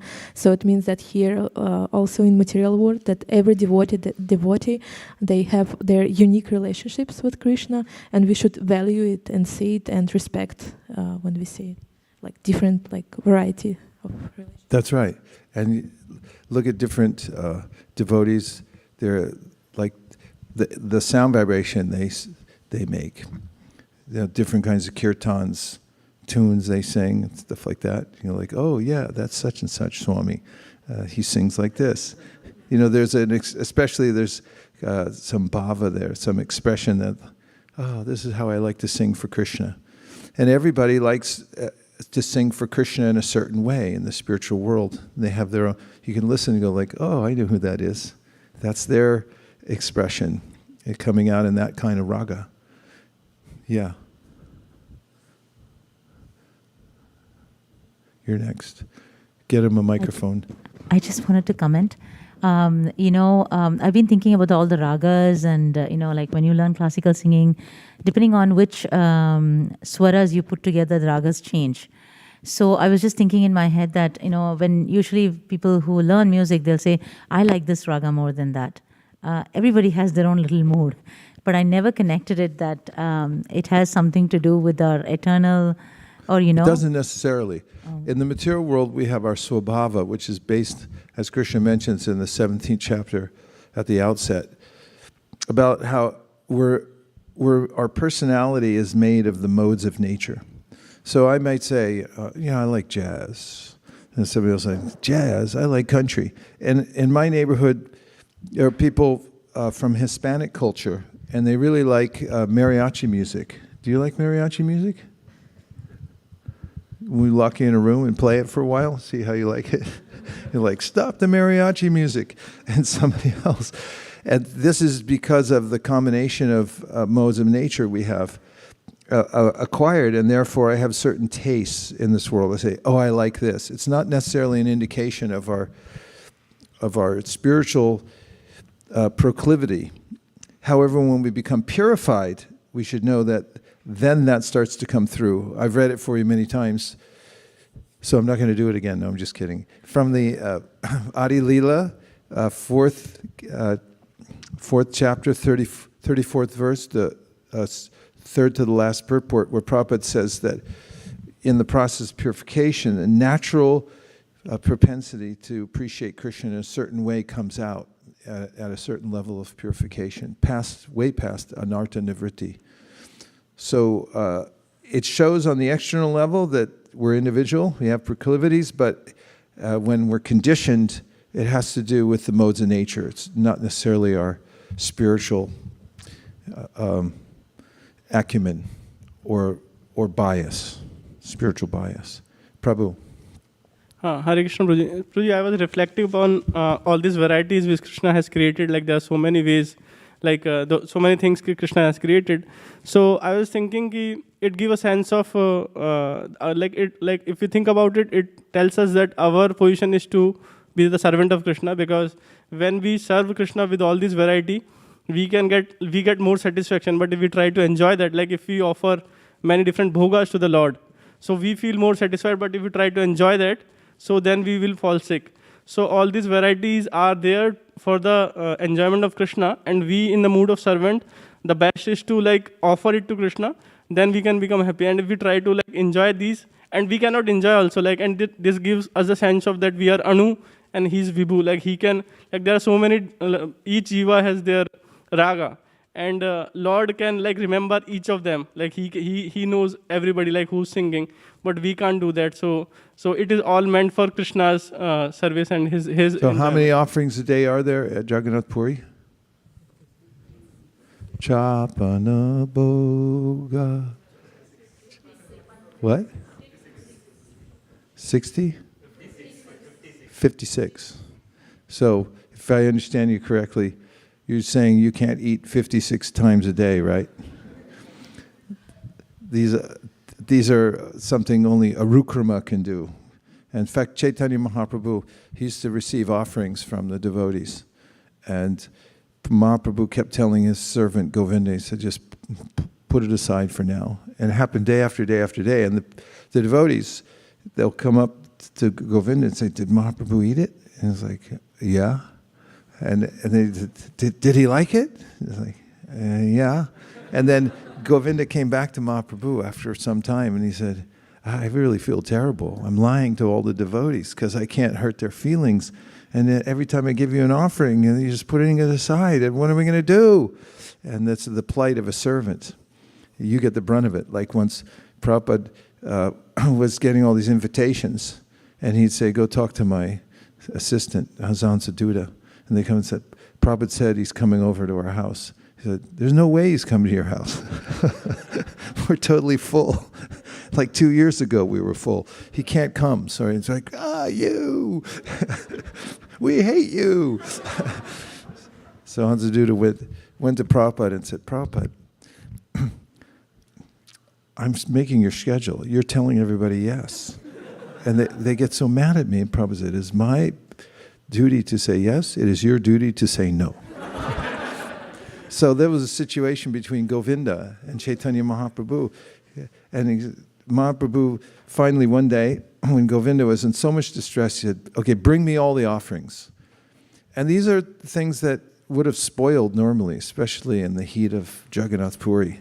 If you want to go to Jagannath Puri during Rath Yatra, you can know that if you wake up at 2 a.m, by the time you see a little glimmer of sun coming up on the horizon, it's too hot. T-O-O-H-O-T. Too hot. I was taking 7 showers a day and it didn't help for the cooling down in Jagannath Puri during Rath Yatra. It was too much. So the prasadam's all set aside, the boga for Mahaprabhu, and Govinda brings it all. It was as fresh as the day that they offered it to him. And then he started eating. He just sat there and ate. And huge plates full, bags full, and taking all of it. And then he finished, and Govinda said, he said to Govinda, anything else? That's it? That's all? So that happened also during the Mahaprakash, when Chaitanya Mahaprabhu sat on the altar at Srivas Thakur's house, and then he manifested, okay, I admit it, I'm the Supreme Personality of Godhead. Because up to then he was being coy. It's like, no, don't say that. And finally he sat there and he's like, okay, bring me offerings. And there were more food, just like Krishna when he became Govardhan Hill. Anior, feed me, more, come on, hurry up.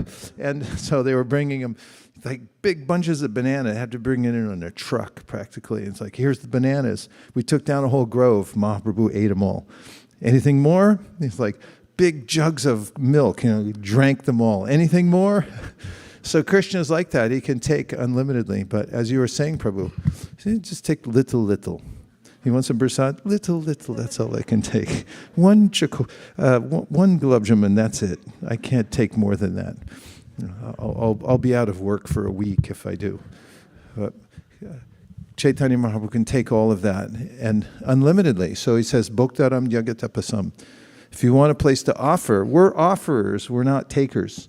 So we get satisfied, as you can see here at ISV, when we have these Krishna 10, Krishna 9, Krishna 8, everyone's going, God, finally a place I can just put all my money. Because I hate it. I hate all this money. It's driving me crazy. It's like, okay, I have, 5 million. It's not enough. And then it's like, the tax guy wants most of it. And, and then the kids, and then, Uncle Charlie and Dilip back in India. He's got to have an operation, knee operation. He wants it. I'm the only one in the family can pay for it. And he's just going crazy. And Krishna 9, Krishna 8. It's like, yes! 10,000 sets of Bhagavatams. And it's like, finally, somebody can take the money. I feel satisfied. So Krishna's like that. He's the Bhoktaram Jagatapasam. He said, if you want to know where to appreciate, if you want to know where to put all your resources, just give it to me. I can digest it, and then you'll light up. You'll become happy because you're my part and parcel. Otherwise, don't try to keep it. Don't touch any of it. That came up in the chapter of Bhagavad-gita we read, right? Krishna said, Brahman yadaya karmani sangam tyakva karotiya lipitena sapapena padma patram ivambasa. If you want to live free in this world, who wants to live free and be happy? Making sure there's nobody snuck in here. Okay. If you want to live free, he says, then consider everything is for me.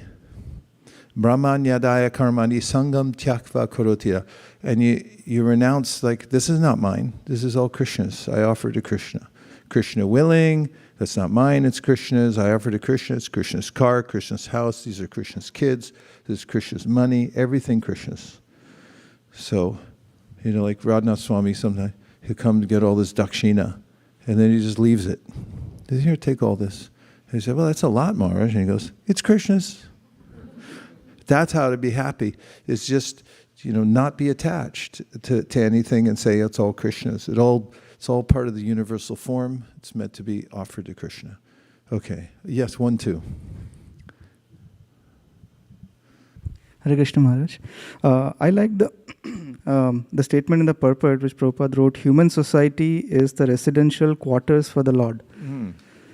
And initially that was confusing to me, but then Prabhupada clarifies, this means that the human being is meant for God realization and association with God. So this also, you were mentioning that everything is for Krishna. And so this also, I was like... Besides that, in the 11th canto of Srimad-bhagavatam, in Krishna's teachings to Uddhava, he mentions that he especially, out of all the species of life, he likes humans. So cheer up, everybody. Krishna likes you. He's like, I'm really down. It's like, yeah, but Krishna likes you. Why? I have no redeeming quality. You're a human. He likes humans. Jayati janani vaso devaki janmavado yaruvada parishat swara dorbir asyana dharmam stirachara vijinina susmita shri mukhena rajabuddha vaditanam bardhyam kamadevam. This verse mentions that Krishna likes to hang out here with the humans. Janani vasa. This is his residence with the janas, with all the people of the world. So he comes down, Janma karma chame divyam evam yoviti takvata, especially because he really just wants to bring out the potential of the soul, and it's especially available in the human being. And so he really likes that. So that's his residence. And he acts like a regular human being. Vidambanam, Kunti says, this is bewildering, that you're the Supreme Personality of Godhead, but hey, you act like a human being. That's really bewildering to me. Okay, there was 2 hands up. Okay, is that Bhaktin Shraddha? Okay, Bhaktin Shraddha. Hare Krishna Guru Maharaj, please accept my humble obeisances. Maharaj, I was thinking about the statement that you made, which we are talking about, that everything, the varieties are for enjoyment, but then we forget that for whose enjoyment it is. And I was just thinking, I heard some devotees say this, and we were discussing about it, that how this material world is actually not a bad place. It's a perfect thing, because Krishna being perfect himself, everything that emanates from him is perfect. That is what we read in the invocation of Ishra also. And then, and Maya Devi, we are oftentimes very harsh in saying things about her, but she's just doing her duty, and she's doing it just so wonderfully, what she's been asked to do. The only culprit over here is we jivas, because we are now trying to become the enjoyer. We are associating ourselves with the material world and not to our true self. So we are the only ones to be blamed to, and nobody else. So just thought. Nicely done, Bhaktin Shraddha. Haribol. Sadhu, sadhu. Yeah, everything's perfectly in place, and we're the culprits. Everything's offerable to Krishna. Okay. A Shringara Ras, yes. I know you've got some realizations. Hare Krishna Maharaj, please accept my humble obeisances. Thank you so much for such a wonderful class. It resonated so much and gives such a clear understanding of how we should see the material world, especially when we see the varieties in the material world and beautiful nature in the material world. So it was very helpful. I have a question. So when we experience something in the material world, we may get some realizations, but those realizations may not actually bring about meaningful change in life. At least that's how it happens with me. So what does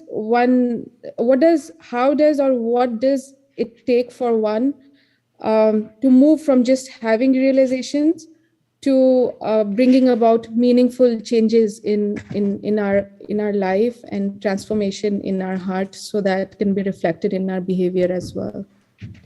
Yeah, it's such a good question.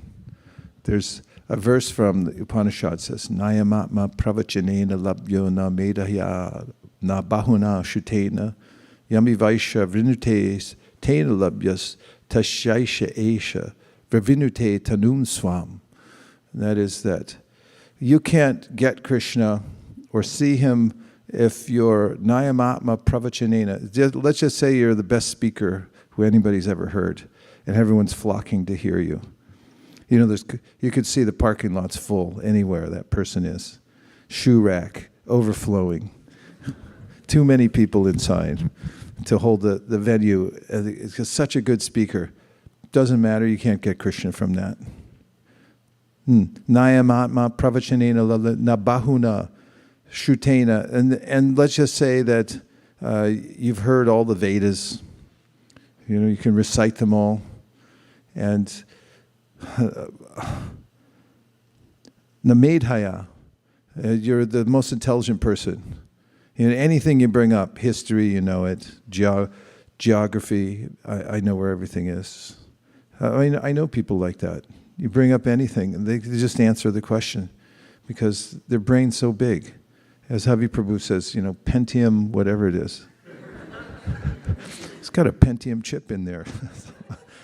So that doesn't mean you're going to get Krishna. Yami Vaisha Vrinute Tanum Swam. He reveals himself to those whom he chooses. So you got to hang around and pray. We don't know. Krishna will reveal himself. Just because you're following everything doesn't mean he's going to reveal himself. It's a individual, everything's an individual case. That's what makes it kind of exciting with a relationship. You never know about that other person, do you? She loves me not. She loves me, she loves me not. You're sitting there all day long thinking, I don't know, why'd she look at me like that, you know? It's like a mystery, you know. We have this relationship with Krishna, and we're not sure exactly. We have faith, but you know, we have to really express our heart. It's not mechanical. It's not a mechanical process. You know, Narada, when he was just a little child, he's 5 years old, unusual child. That's why the sages, if you read that section of the Bhagavatam, sages didn't just stay there for the rainy season. They could have left right after it, but they stayed for at least 2 seasons after the rainy season. Why? Because of the kid.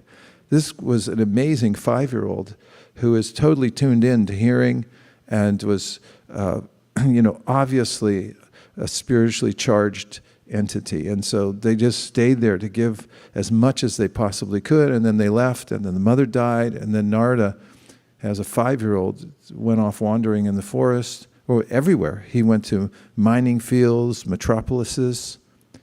Is that correct plurality? Or is it metropoli? For 20 points. What's the plural of metropolis? So he went to experience the Lord's creation, then he sat down in this dark, scary forest. He wasn't afraid. And then he meditated the way he had learned. And then he saw Krishna directly. And then he lost the vision. And then he mechanically tried to get it back. And then the Lord spoke to him and said, not so fast. And it's like, it wasn't like not wanting to reveal himself, but he said, you're not completely ready yet. You know, sometimes when we actually put in the time and the patience and the work, then when we're ready, then everything comes to us in due course of time. So it was like that. Krishna was so compassionate. He said, just wait and continue practicing, and you can always be connected with me, but the full realization, I just gave you a glimpse. And so in that section, the acharyas talk about how it's not mechanical that we see Krishna. It's not that I'm going to drill the respiration and I'm going to sit up so straight and I'm going to see the supersoul. That's science. Science is we're going to force our way in. After all, science means control. Every experiment is a controlled environment. I'm going to control the nature and move it over here. And then a lot of people point out, like, you can't do that because as soon as you put it in your little box, it changes. Sociological science. You go to see somebody and they clean up their house before you get there. They clean up their language. Kids, go to your room. Everything, walk in. Oh, it looks like the Cleavers. But, you know, that was an old television show for those of you who weren't around. Ideal family, supposedly. Everything is subject to our glance, and it rearranges itself. We can't control the material nature. We can't look at it properly. All we can do really is Trinadapi Sunichena, Torod Api Sahishruna, Amanina Manadena Kirtaniya Sadahari. That's why we hear most devotees in their prayers in the Bhagavatam are saying, Krishna, I can't see you. Krishna, everyone else got mercy, not me. Brihat Bhagavatam Rita. Narada was trying to find who got the most mercy. Everyone he asked is like, me? Are you kidding me?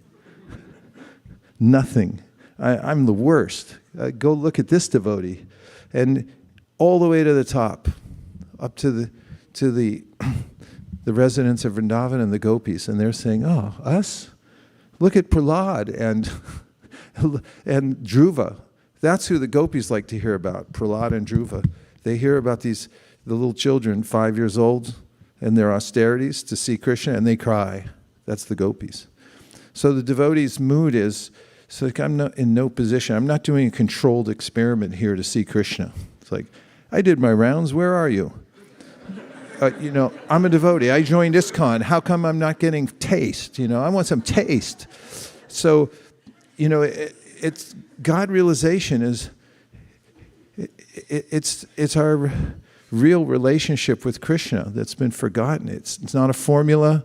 It's not an organization. It's a heart-to-heart yearning that I have to have this. It's becoming so real that I give up all my pretense. I don't necessarily give up decorum, but I give up my pretense completely. And Chaitanya Mahaprabhu said, then you can start to see something.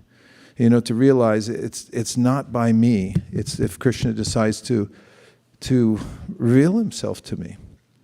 So we should feel this intense need to serve Krishna and not even try to see him. Don't try to see God, just try to work in such a way that he'll want to see you. That's the satisfaction of the devotee.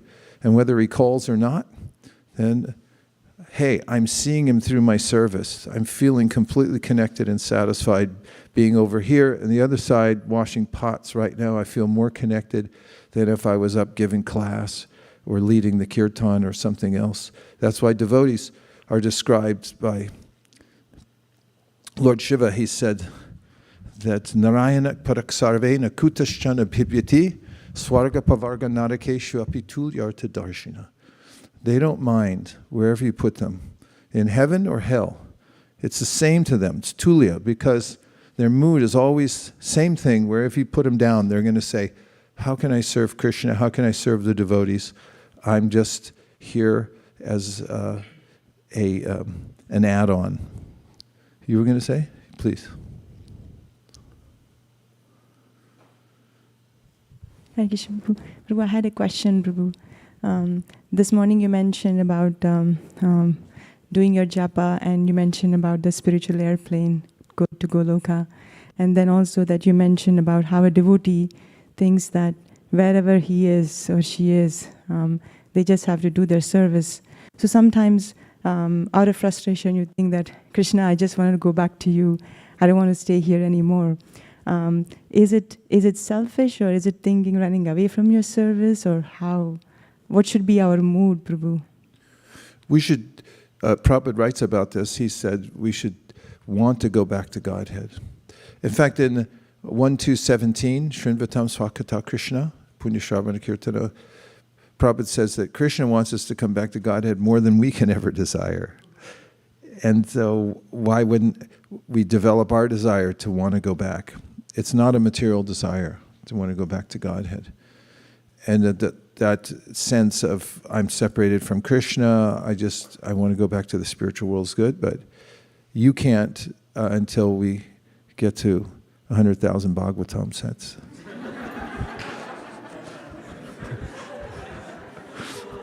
So don't even think about it. And Prabhupada felt like that too.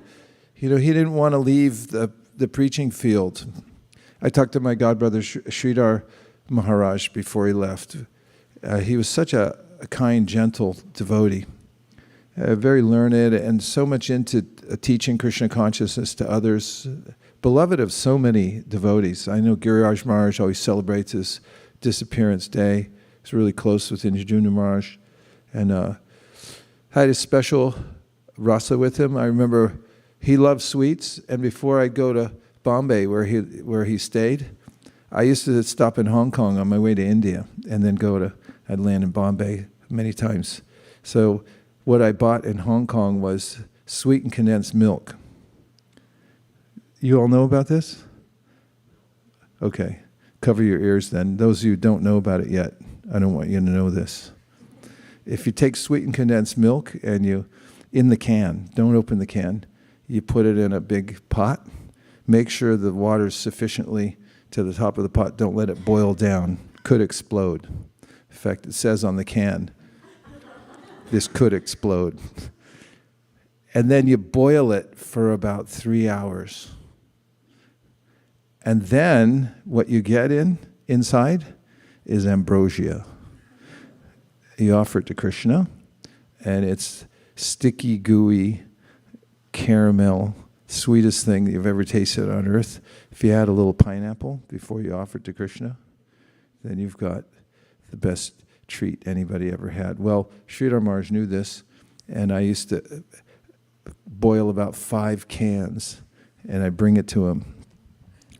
I just remember, I don't know how I got into this, but it's kind of nice for me to remember. But I remember I got pre-dawn to Bombay, and there were several devotees that were Bombay residents.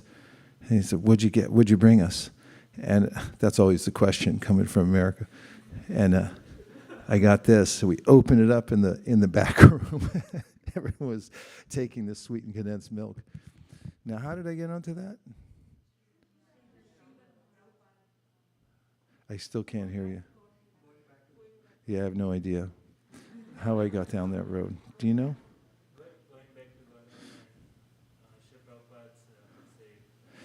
So I remember, it's kind of obscure, but before he passed away, I went with another godbrother to visit Sridhar Maharaj, and we were talking to him, and all the stuff about going back to Godhead, and he said, I just want to stay here and preach with my godbrothers. And he's like, I don't want to leave the battlefield. This is So Prabhupada was like that too. He never wanted to, it's so nectarian to be there on the front line of the battlefield somewhere, putting yourself out for Krishna. And that goes to what Bhakti Shraddha was saying earlier. I was thinking of a verse from the 5th canto, first verse of the 5th chapter. It says, Nayam deha bhajam niloke kashtan kamam arhate vidbujamye tapo divyam putraka yena sattvam shudyad yasmad brahma saukyam tvanantam. So if you really want happiness, then you perform divine austerity. You really want happiness. He said everything else is left to the pigs. You want pig stuff? Go ahead, have at it. It's all available to pigs. That's what everyone else gets, just by taking the ordinary fare that's obviously available to everybody, including the pigs. The pigs like it. Why should you want it? You go for what the topmost Paramahamsas want. You go for divine austerity, tapo divyam. So find some place to put yourself out. Tapa means heat. You got to be cooking yourself a little bit. In the material world, we cook ourselves, like we jump in the pot, turn on the water, and then it starts boiling. It's like, hey, how come it's so hot in here? And I'm getting burned. In the spiritual world, we turn up the heat by our service to the Sankirtana movement, and then we actually become purified and ready to go back to Godhead. You can see it in the eyes and face of somebody who's performing divine austerity. They look different. They look spiritually powerful. They look satisfied. They look sober, happy. And if you look at somebody who's into sense gratification, they're loopy. You know, 1 minute this way, 1 minute that way. They're unhappy, emotional, frustrated. It just, you can look at it. Anyarevahur sambhavad, anyarahura sambhavad. Iti shushumadhiranam yenastadvit chakshe, which basically means, we told you it'd be like this. Sages already said, this is how it is. Listen, if you perform divine austerity, you're going to be like this. If you get into sense gratification, even a little bit, if you get all touchy-feely in the material world and think, I'll just have a little fling here, and then it disrupts your consciousness and your ability to actually be happy in life. So in this verse today, we're learning that every aspect of the material nature is Krishna. Every part of it is part of his body. We live like that, always in connection to Krishna, and never leave that shelter. And then we'll develop into actual paramahamsas, happy human beings who can extract the nectar out of life. Otherwise, we just wander in an endless wasteland of the material world because we're searching for sense gratification, which isn't available. Like somebody who leaves an oasis and goes off into the desert to try to find water somewhere else. Everyone's going, you idiot. Complete fool. And so by Srila Prabhupada's mercy, we have the potentiality to not be complete fools. We can actually look like smart, decent devotees and say, no, we're with him. Whatever he says, that's good for us. We're in his program, and it is a program for rehabilitation. So if we stay in, we can actually get fully rehabilitated by the process that we're doing now, Bhakti Yoga, and then stand on our own 2 feet and be able to pray deeply all the time and see Krishna within everything. Gaur Premanande Haribol. So now we're going to have our special presentation. The actual Bhagavatam class starts now. We have how many? 5, 2, 1. We have a great sadhu who's coming. Who's the sadhu? Vivan. Vivan's going to give a presentation right here. And so please welcome him for his Bhagavatam presentation.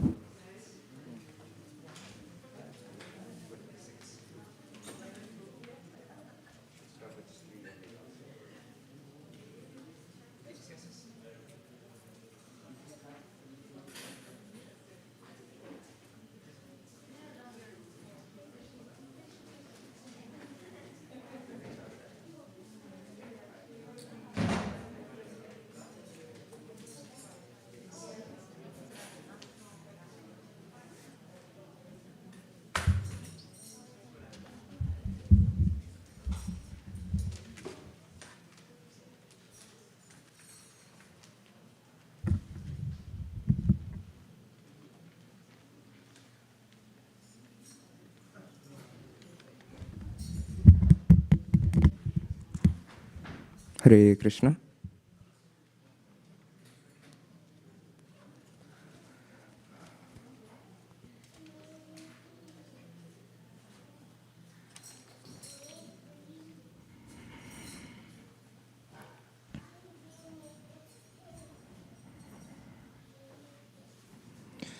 Om Jnanatimmirandasya Jnananjana-shalakaya Chakshurunmritam Yena Tasmai Shri Guruve Namaha.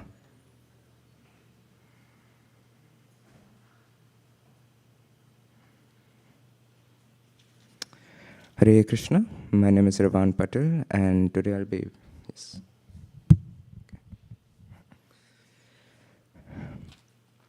Hare Krishna. My name is Ravan Patel, and today I'll be presenting on the 26th verse of the 11th chapter of the first canto of the Srimad-bhagavatam. Shriyo nivaso yasyaraha panapatram mukham drisham bhavo lokapalanam sharanangam padambujam. Now for the translation, please. The Lord's chest is the abode of the goddess of fortune. His moon-like face is the drinking vessel for eyes which hanker after all that is beautiful. His arms are the resting places for the administrative demigods, and his lotus feet are the refuge of pure devotees who never talk or sing of anything except his lordship. Now the purport. There are different classes of human beings, all seeking different enjoyments from different objects. There are persons who are seeking after the favor of the goddess of fortune, and for them, the Vedic literatures give information that the Lord is always served with all reverence by thousands and thousands of goddesses of fortune at the Chintamani Dhama, the transcendental abode of the Lord, where the trees are all desire trees and the buildings are all made of touchstone. The Lord Govinda there is engaged in herding the Surabhi cows as his natural occupation. These goddesses of fortune can be seen directly and automatically if we are attracted by the bodily features of the Lord. Impersonalists cannot observe such goddesses of fortune because of their dry speculative habit. And those who are artists, overtaken by the beautiful material creation, should better see to the beautiful face of the Lord for complete satisfaction. The face of the Lord is the embodiment of beauty. What they call the beautiful nature is but a glimpse of his smile, and what they call the sweet songs of the birds are but specimens of the whispering voice of the Lord. There are administrative demigods in charge of departmental service of cosmic management, and there are tiny administrative demigods in the state service and governments. They are always afraid of their competitors, but if they take shelter of the arms of the Lord can protect them always from the attacks of enemies. A faithful servant of the Lord, engaged in the service of administration, is the ideal executive head and can well protect the interests of the people in general. Other so-called administrators are symbols of anachronisms leading to the acute distress of the people who are governed by them. The administrators can remain safely under the protection of the arms of the Lord. The essence of everything is the Supreme Lord. He is called the Sharam, and those who surrender unto him are called the Sarangas, or the pure devotees. The pure devotees are always hankering after the lotus feet of the Lord. The lotus is a kind of honey which is transcendentally relished by devotees. They are like the bees which are always after the honey. Srila Rupa Goswami, the great Acharya of the Gaudiya Vaishnava Sampradaya, sung a song about the honey, comparing himself to the bee. O my Lord Krishna, I beg to offer my prayers unto you. My mind is like the bee, and it is after some honey. Please, therefore, give my bee mind a place at your lotus feet, which are the resources for all transcendental honey. I know that even big demigods like Brahma do not see the rays of the nails of your lotus feet, even though they are engaged in deep meditation for years together. Still, O infallible one, my ambition is such, for you are very merciful to your surrendered devotees. O Madhava, I also know that I have no genuine devotion for the service of your lotus feet, but because your lordship is inconceivably powerful, you can do what is even impossible to be done. Your lotus feet can deride the nectar of even the heavenly kingdom, and therefore I am very much attracted by them. O Supreme Eternal, please therefore let my mind be fixed at your lotus feet, so that eternally I may be able to relish the taste of your transcendental service. The devotees are satisfied with being placed at the lotus feet of the Lord and have no ambition to see his all-beautiful face or to aspire for the protection of his strong arms. They are always humble by nature, and the Lord is always leaning towards such humble devotees. Can we please scroll up to the verse now? To the verse. Sriyo nivaso yasyo raha. As the purport says, the Lord is always served by hundreds of thousands of goddesses of fortune. And according to Sri Brahma Samhita 5.29, I worship Govinda, the primeval Lord, the first progenitor who is tending the cows and yielding all desire, in abodes built with spiritual gems, surrounded by millions upon millions of purpose trees and desire trees, always served with great reverence by hundreds of thousands of gopis or lakshmis.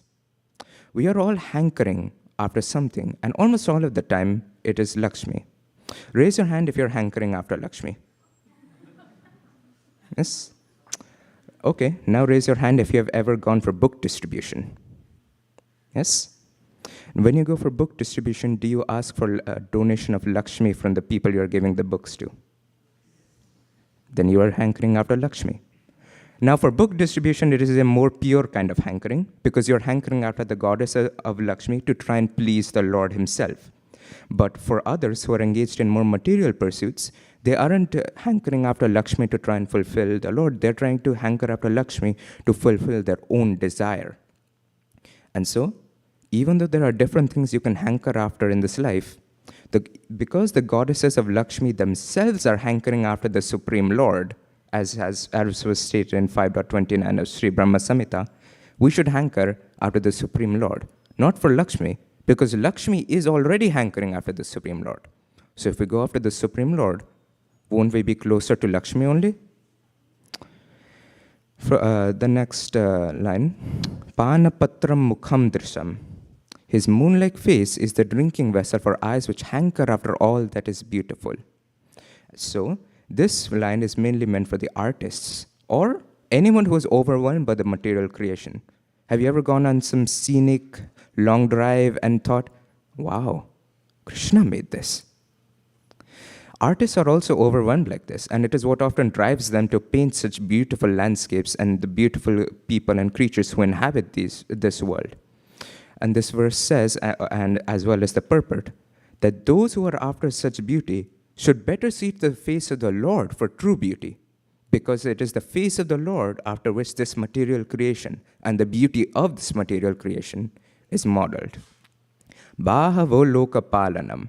Does anyone know what the word bahu means? Yes, you all got that from Bahubali. I know. So, bahu does indeed mean strength. Bahavo loka palanam. The loka palanam, the demigods who take care of all of the lokas or all of the worlds, they are looking after the shelter of the arms of the Supreme Lord. To give shelter in this material world, one has to fulfill two symptoms. One has to be willing to give shelter, and one has to have the ability to give shelter. A lot of times, one of the two is not fully satisfied. Even sometimes when both conditions are fully satisfied, the quality of this shelter that you get isn't that great. For example, a group of devotees, they were not devotees, sorry, but a group of people from Afghanistan had to flee due to all of the oppression there. And unfortunately, the country that they chose to take refuge in was Ukraine. And so now the refugees are now refugees again, because the people who are giving them shelter, even though they fulfilled both qualities, they were willing to give shelter and they had the ability to give shelter. Even though they fulfilled both qualities, they still were not able to give shelter, and they themselves had to seek shelter. So there is only one true shelter, and that is the Supreme Lord. Any material shelter, it will end at certain point. It might end when the person giving shelter is invaded. It might end, even if it doesn't end during the entire life, it will end at death, at which point you'll get a new body and you'll have to seek shelter all over again. So, the true shelter are the arms of the Supreme Lord, Bahu. Sharanangam Padambujam.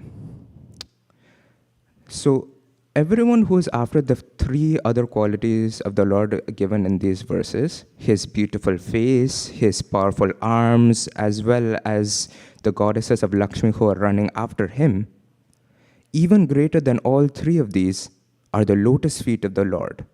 As Srila Rupa Goswami said in the purport, even though the Lord Brahma is engaged for meditation for years altogether, he cannot see the rays of the nails of the lotus feet of the Lord.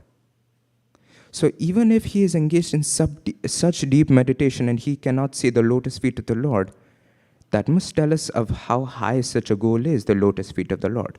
And that is the true goal. Sharanagati, surrender.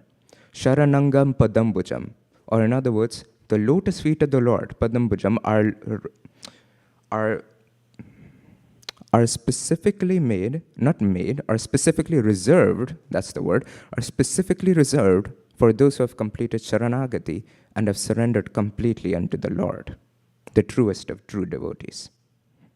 Thank you.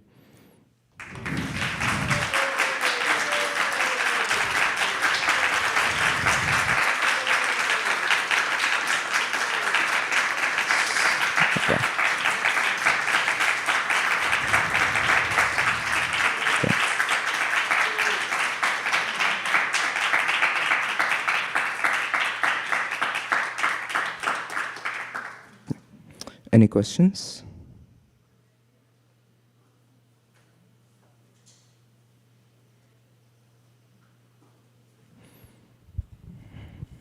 Thank you for such a concise and powerful presentation.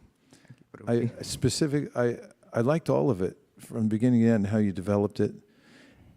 Really liked your points about taking shelter and how it has to, one has to have the good shelter, and that Krishna is the only one who can do that. That struck home with the analogy that you gave about people taking shelter in Ukraine and having to go somewhere else.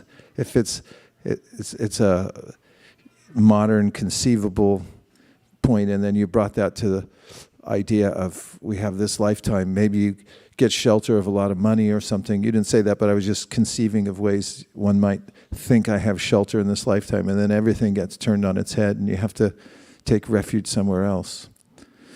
Really like the talk. Thank you very much. Hare Krishna. Thanks. Any other questions? As Prabhu mentioned, you covered it all very well. I also wanted to congratulate you for bringing in Sanskrit. You're taking word-to-word meaning, breaking it down. That actually made the verse more complete, and we could relate to the Sanskrit to what you have explained. So thank you so much for the wonderful presentation.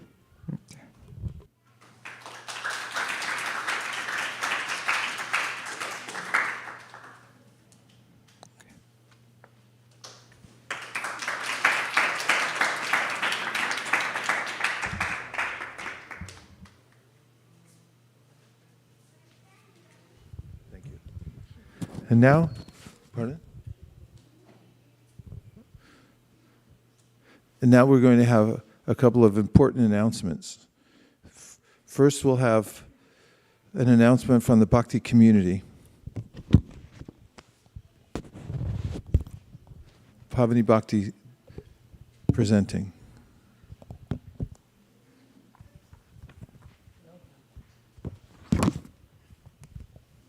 Thank you, Hare Krishna. As you all know, Bhakti community is an online community of spiritual seekers, people who are interested to know about Bhakti Yoga. They join Bhakti community. So whenever we give any books to anyone, as we all know, we are very big in book distribution. Whenever we give any books to anyone, we also invite them to Bhakti community. We are very proud to say to you that we are a volunteer-led organization, and very much connected to the Sankirtana movement that's number one for us at ISV. And I want to thank all the volunteers that participate in various, first of all, book distribution activities, who bring people to the Bhakti community, and then volunteers who act as buddies for our newcomers who join the community, and also volunteers who attend the classes with us and support us in all the classes. So thank you to all of them. I'll talk a little bit about all the programs that we have, but before that, I just want to introduce I don't know if Tim is still around on the call.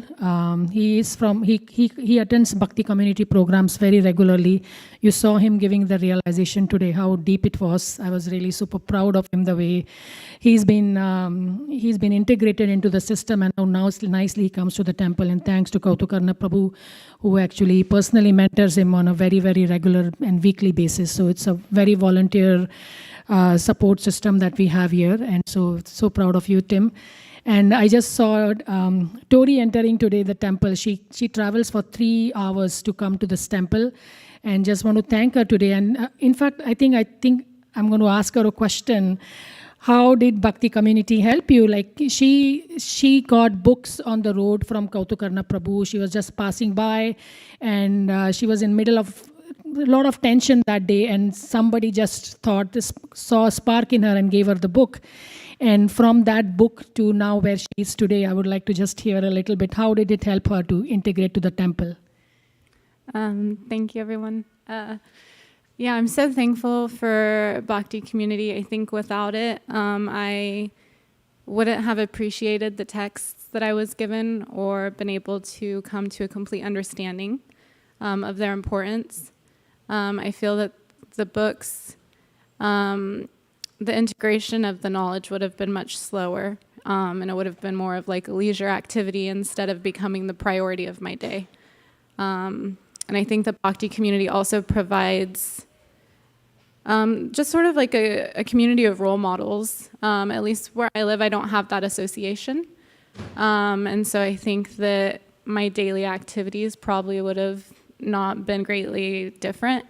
And so I went to the retreat because everybody was so welcoming and encouraging, and I feel like I just found a sense of family. And then the next step was coming to the temple, and having already seen the faces, it's less intimidating. And so when you come, instead of like the nerves taking over, you're focused on the material and Krishna, and I feel like everything after that is just so simple and it follows. So thank you.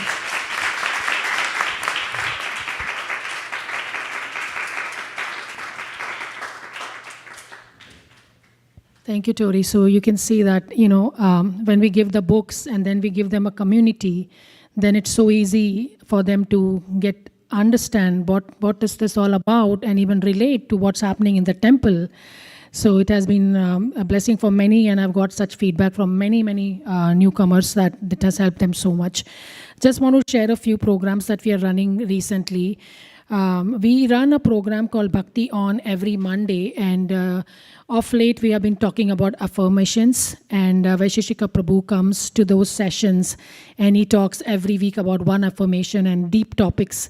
It's so surprising to see just a simple affirmation, but it goes for hour, and then we get realizations like till 2 days from people like how what this affirmation has helped them with. Do you want to hear a few affirmations that we have spoken about so far?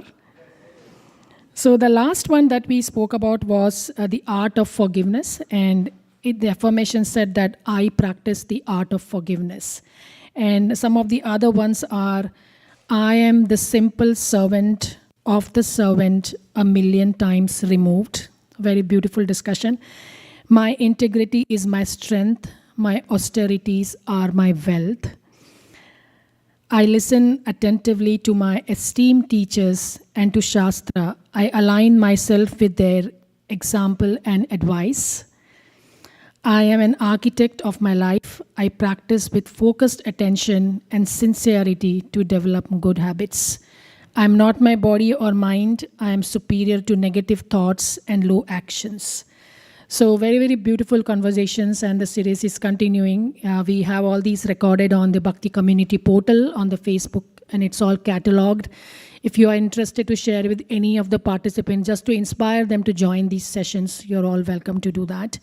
We also have another series going on called the Golden Monk series, which happens for the corporate audience, and we share with them a lot of gems and scriptural evidences from Chaitanya Mahaprabhu's teachings, and we've brought it to them in a very simplified way, and it's very appreciated. We got very good audience and attendance. Some of the topics from the Golden Monk list, do you want to hear those? Some of them are grow your garden. Second was devotional service. Weed your bhakti garden. Roots of all suffering and how to stop it. 3 stages of enlightened life. How good fortune awakens in one life, and many more. So those are really good teachings that we are sharing with the corporate audience. We also do Bhakti Circle, which is another program you all know, quite heard about it many times. It's a systematic 32-week program that we go through with newcomers, and it's very catered to newcomers. We have a nice video that we show to them, because nowadays everybody just resonates more with videos. We have like 5 to 10 minutes video we show to them, and then we discuss the video for 40 minutes in different breakout rooms, and then we come back. So a lot of people get, friendships are developed in those sessions. A lot of connection has been maintained. We felt that people are having that heart-to-heart talk that Maharaj was talking about, so it's really happening. We do women's circle every Sunday. That's also very successful. As you can see, we have lined across the whole week. Whatever time works for anybody, we have a program on that day. Something is going on. Our latest edition is the Japa Circle, which we call the Mantra Meditation. We do every morning, 5 a.m. to 7 a.m. We have some regular people who come every morning who have been looking for association. They have no idea what chanting is, what do we do, what's happening. They are being benefited. We tell them, come for 15 minutes, come for 20 minutes, come for 5 minutes. Doesn't matter, just come and show up. So we have people coming up. So if you have anybody who is new, who you feel can be benefited with these programs, please welcome them to Bhakti community, be for them, and we are here to support you all in your endeavor to help anybody else. Hare Krishna.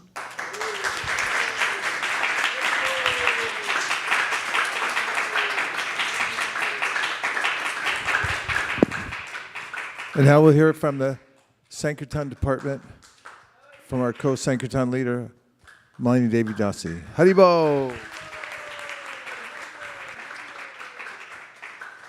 Hare Krishna. Last week we mentioned that we were going to learn Prahlad Maharaj's prayers from 7th canto, 9th chapter. There are 52 prayers in there, and we got some index cards today. So the goal is, or the idea is that out of the 52 prayers, we will send out a spreadsheet. You can sign up for at least one prayer, but you can be greedy if you like. There is no bar on the maximum, but there's a minimum. So you can take one index card from this, and you can write at least one prayer of Prahlad Maharaj and turn it in tomorrow. You just have to copy it, and last week, His Grace Vaisesika Prabhu has shown that you can write the verse in alternate lines, and on the top of it or the bottom of it, you can put the meaning of that word in another color, maybe red, green, blue, whatever you desire, and then copy the entire verse. And if you have space, you can write the translation in the same side, or you can write in the back and write the reference on the top. And you can turn it in tomorrow, and you can exchange it with another person you know. So they can learn that verse, and you can learn their verse. And at the end of the MSF, on the day of Nrsimha Chaturdasi, we will collect all those cards, and also please write your name on the top, and we'll offer it to Lord Nrsimha Dev as well, so you can get some mercy from Lord Nrsimha Dev. Srila Prabhupada said that it's not just you distribute the books, but you also read them. So we wanted to also learn a few prayers from Prahlad and then try to understand his mood. So you can please see me and take one of these index cards. And we also have a goal of distributing at least 25 Srimad-bhagavatam sets. This is at least 25, but we are building up for a very high goal for our Bhadra Purnima, so this is just a preparation for it. So please come join us.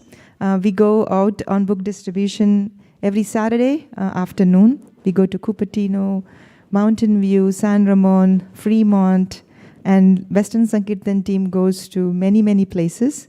So I'll ask Kautukona Prabhu to share one story from their visit last Saturday, but I want to share one story from the door-to-door. We went to a house in Cupertino, and that's the same house in the same complex where Prema Kishori Mataji used to stay. And they have been staying in that apartment for at least 7 years now. And they heard about ISP, they heard about ISKCON and everything, but they never took the books. They thought that it is not the right time. And that lady actually read the entire first canto of Srimad-bhagavatam online. But somehow they were thinking that it would be disrespect if they do not finish the entire Bhagavatam and do not have the set. But when then devotees showed up, the wife was still hesitant, but the husband said, "We will take it." And then they took the entire set of Srimad-bhagavatam and they donated $500 for the books. And we saw, as Prabhu was mentioning today in the class, how if you examine the sand carefully, they're all gems. So everywhere you go out, you find gems, like Kautukana Prabhu found Tori, and there are many, many gems. We may not be able to see them right away, but they will emerge sooner or later. So our job is just to go and distribute it to everybody, and the gems will shine on their own. So we're grateful that Prabhupada gave us this opportunity. So please come join us today and get the mercy of Lord Nrsimha Dev. Kautukana Prabhu, would you like to share some story or some realization from last week? Hare Krishna. Hare Krishna.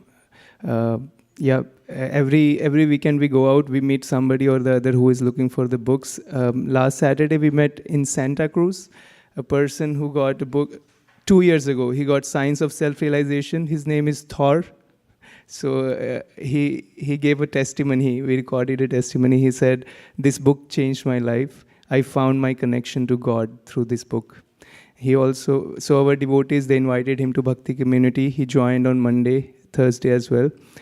So we can see that these books are changing lives. Prabhupada says that these are time bombs. We don't know when they will explode. So as Mataji shared the story of that lady, she was reading Bhagavatam for an year. So finally she got the books also. So there are many, many stories. I mean, we just have to go out, as we know the story of Tim. We did those book distribution that was door hangers. So we don't know how, as Mataji said, gems of grains of sand. There are so many gems. Every living entity is unique. We don't know if they will come back to Krishna in this life or the next. But our duty is to give out these books to them so that they can get started on their journey. So that's something with the story. Regarding sports, we are going to San Francisco. There's Earth Day Festival. So everybody is looking to make this earth sustainable, but we only have the right solution. Nobody, they have so many conferences. Prabhupada says they have United Nations, but still they are fighting. But only we can have United Nations of book distribution, as we read in our family business. There's a chapter that can bring real peace and unity and sustain the earth. We are going to Earth Day Festival. One team is going to Mayur Woods, and then another team is going to Monterey. And we are looking forward to it. And please join us. If not, please pray for us that we can distribute these books and bring many, many souls back. Thank you so much. Hare Krishna.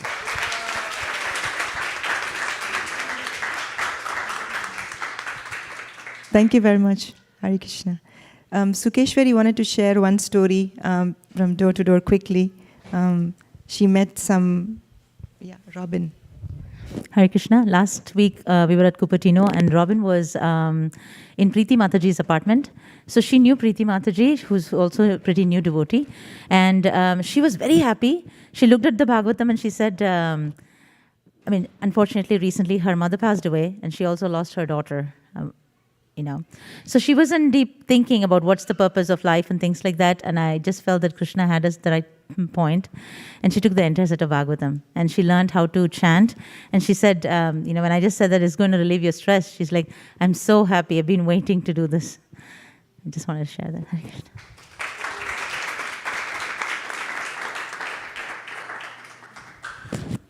Thank you very much to Bhakti community and our Sankirtana department, and for everybody else here at ISV who's giving their heart and soul to serve Shri Shri Radha Madan Mohan and Srila Prabhupada. Now we're going to have a Guru Puja, so we'll just move all the asanas and the carpet out of the way so that we can dance to our heart's content. And we'll start in 2 minutes and 15 seconds. Hare Krishna.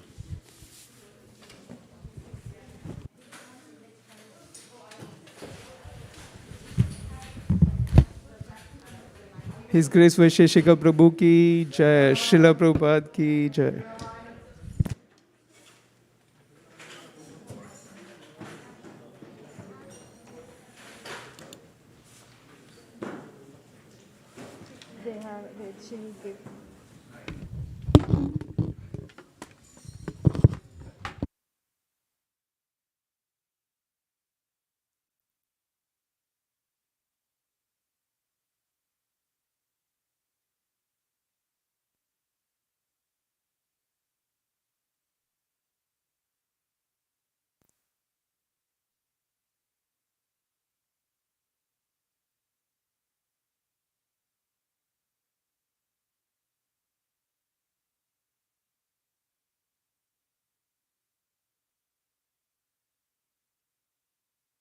Krishna.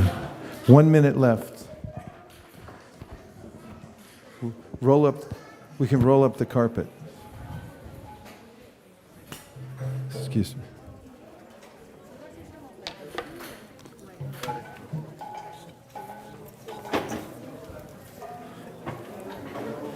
Extra point for neatness.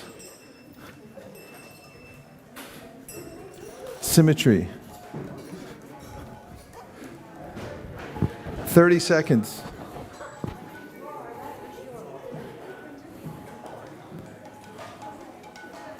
Fifteen seconds. Krishna 10, Krishna 9, Krishna 8, Krishna 7, Krishna 6, Krishna 5, Krishna 4, Krishna 3, Krishna 2, Krishna 1. Namasheshtam manamapi shachi putramatra sarupam Shri Rupam tasyagrajam uruparim maturim goshtavatim Radha kundam girivadamoho radhika madhavasham Prapto yasya pratita kripaya Shri Gurum tam natosmi He Guru Jnanadadina Bandho Swananda Data Kodanaika Sindo Vrindavana Sina Hitavata Prasida Radha Pranaya Prachara He Dinabando Kodanaika Sindo Kuru Prasadam Mayamanda Mudhe Laksha Paradhe Bahupapa Gadhe Tatpada Padmestu Matishta Krishna. I bow down to the beautiful lotus feet of my spiritual master, by whose causeless mercy I have obtained the supreme holy name, the divine mantra, the service of the son of Shachi Mata, the association of Srila Swarup Damodar, Rupa Goswami and his older brother Sanatan Goswami, the supreme abode of Mathura, the blissful abode of Vrindavan, divine Radha Kund and Govardhan Hill, and the desire within my heart for the loving service of Sri Radhika and Madhava in Vrindavan. O spiritual master, O giver of divine wisdom, O friend of the fallen, you are the giver of your own bliss, and you are the only ocean of mercy. Although dwelling in Vrindavan, you have descended for the welfare of fallen souls like myself, and you are preaching the divine love of Radha for Krishna. Please be kind upon me. O friend of the lowly, O Gurudev, you are the only ocean of mercy. I am a dull fool and have committed hundreds of thousands of offenses. I have fallen into a dense myriad of sins. Therefore grace me with your mercy so that my mind may be fixed on your lotus feet and on Sri Krishna. The lotus feet of our spiritual master are the only way by which we can attain pure devotional service. I bow to his lotus feet with great awe and reverence. By his grace, one can cross the ocean of the material suffering and obtain the mercy of Krishna. Our only wish is to have our consciousness purified by the words emanating from his lotus mouth. Attachment to his lotus feet is the perfection that fulfills all desires. He opens our darkened eyes and fills our hearts with transcendental knowledge. He is our Lord, birth after birth. From him ecstatic prema emanates. By him ignorance is destroyed. The Vedic scriptures sing of his character. Our spiritual master is the ocean of mercy, the friend of the poor and the Lord and master of the devotees. O Master, be merciful unto us. Give us the shade of your lotus feet.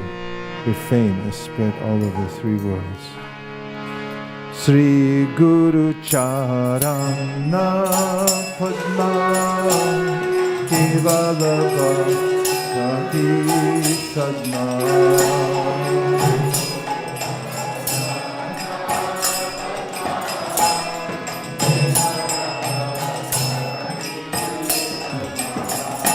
Bandam Visava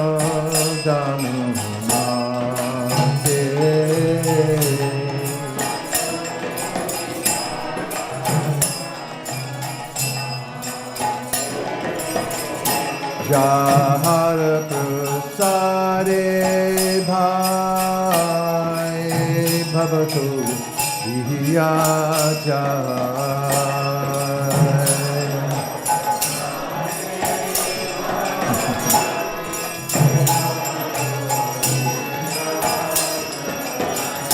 Krishna Prapti Hoy Jahan Hoy De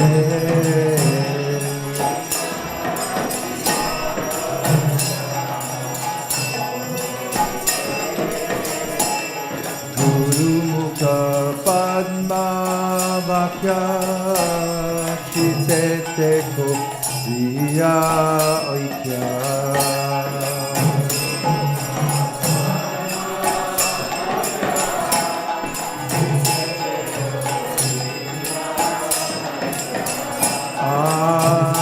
Anatori ho maniyata.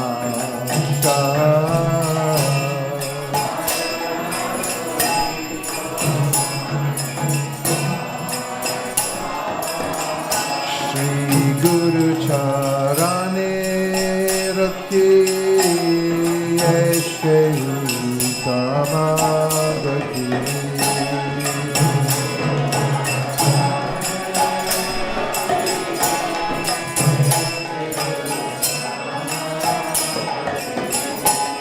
Shri Guru Charane Rati Eshe Tamagati.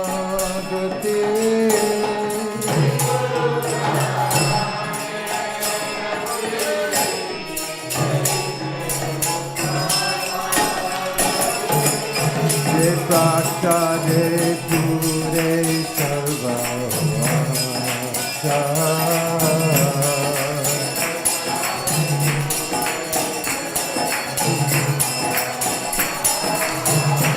Je Prasade Pure Sarvavasa.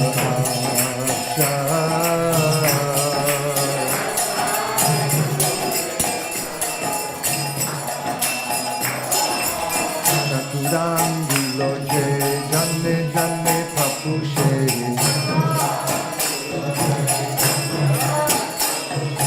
Divya Gyan Hire Prakashita.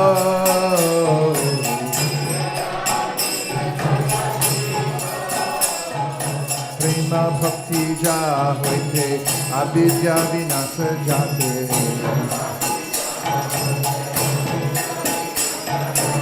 Ire Gai Jahara Charito.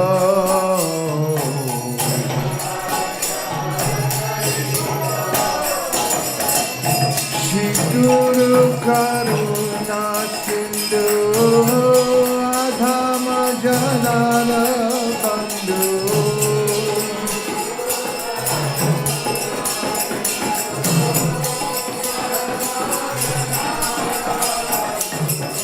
Guru Karuna Sindhu Adama Janana Bandhu.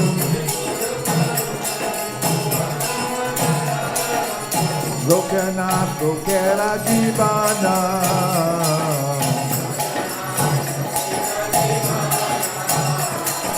Lokanath Lokera Jivana.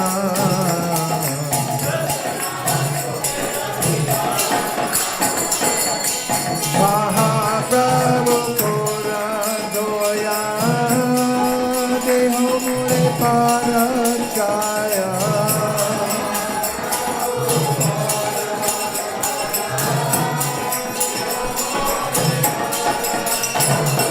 Mahaprabhu Kora Doya Deho Mure Parachaya.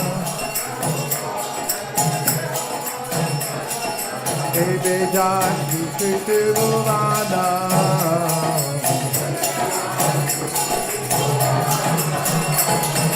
Ebe Jashu Kritivana.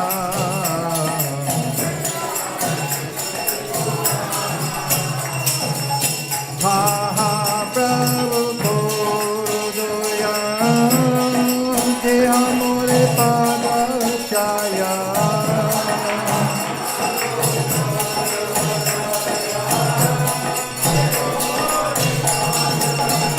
Jaya Prabhupada, Prabhupada, Prabhupada, Jaya Prabhupada.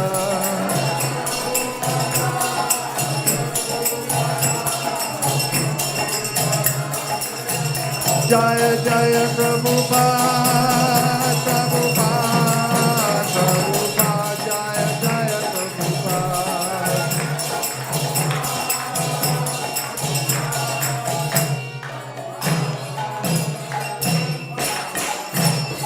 Nama Om Vishnupadaya Krishna Prestaya Bhutale Shri Srimate Bhaktivedanta Swami Niti Namine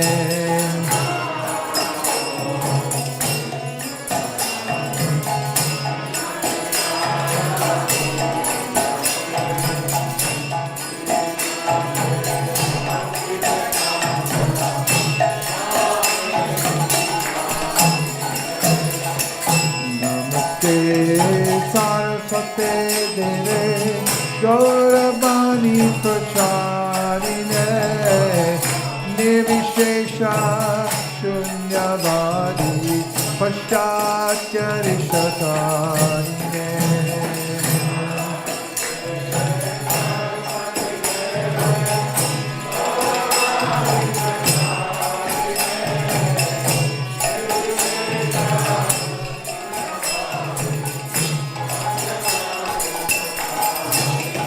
Jaya Shri Krishna Chaitanya Prabhu Nityananda Shri Advaita Gadadhar Shivasari Gaur Bhaktavrinda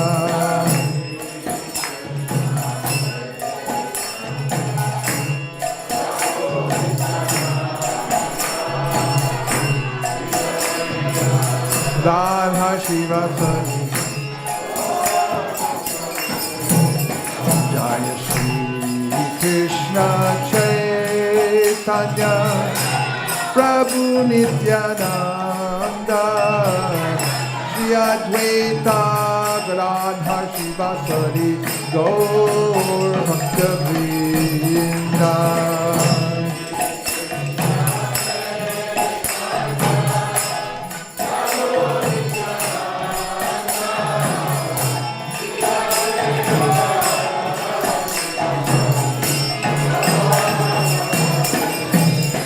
Jaya Shri Krishna Chaitanya Prabhu Nityananda Shri Advaita Gadadhar Shivasadi Gaur Bhaktavrinda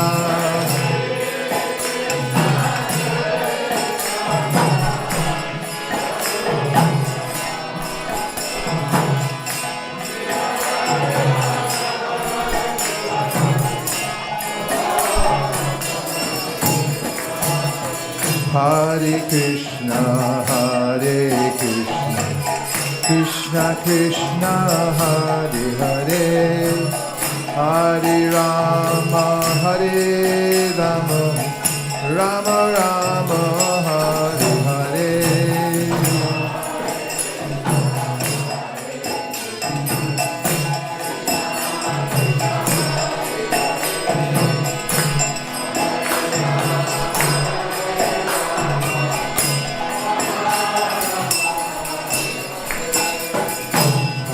Krishna, Hare Krishna, Krishna Krishna, Hare Hare, Hare Rama, Hare Rama, Rama Rama, Hare Hare.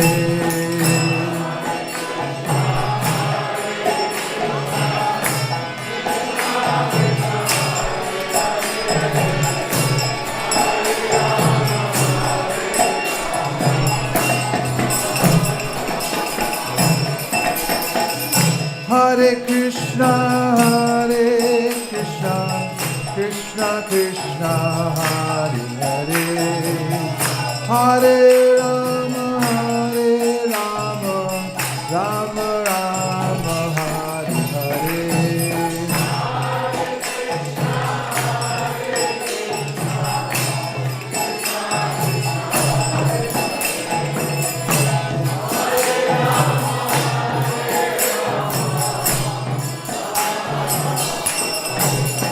Hare Krishna, Krishna Krishna, Hare Hare, Hare Rama,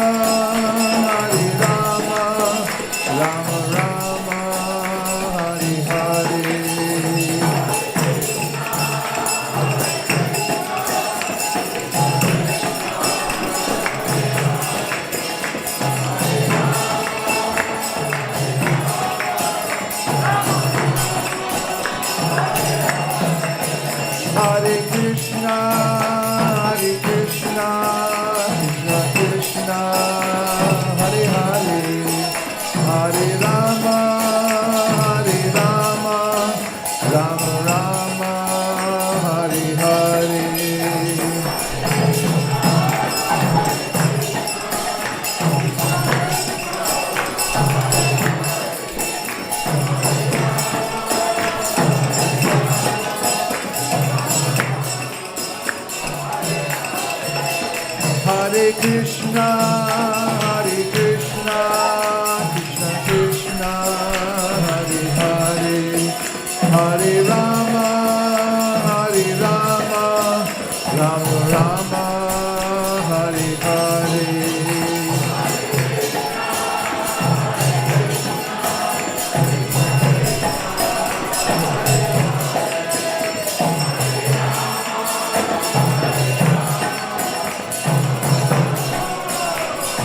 Hare Krishna, Krishna Krishna, Hare Hare, Hare Rama, Rama Rama, Hare Hare.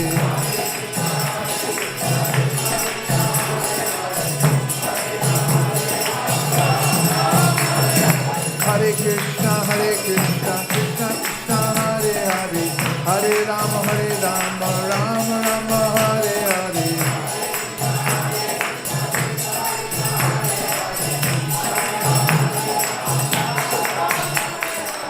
Hare Krishna,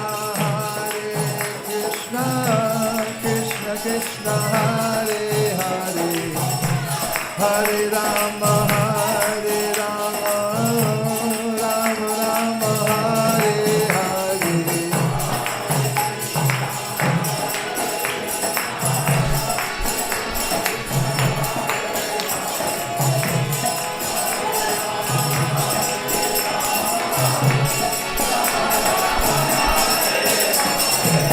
Hare Krishna,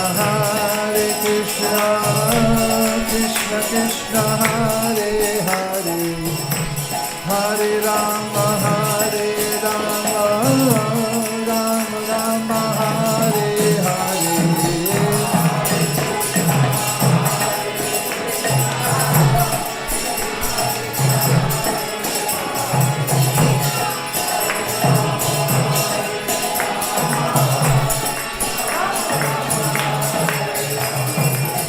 Krishna, Krishna Krishna, Hare Hare, Hare Rama, Rama Rama, Hare Hare.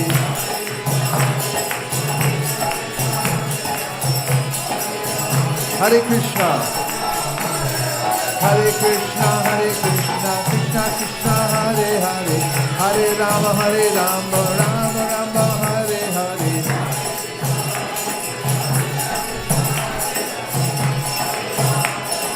Nitai Gaura Hari Bo, Hari Bo, Hari Bo, Nitai Gaura Hari Bo.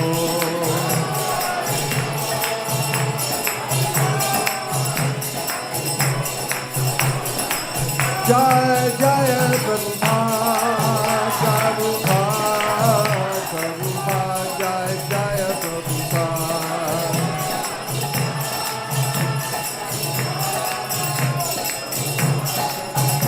Jaya Prabhupada, Prabhupada, Prabhupada, Jaya Prabhupada.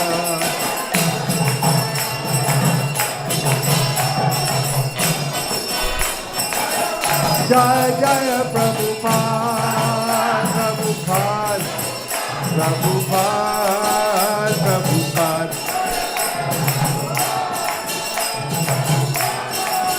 Prabhupada,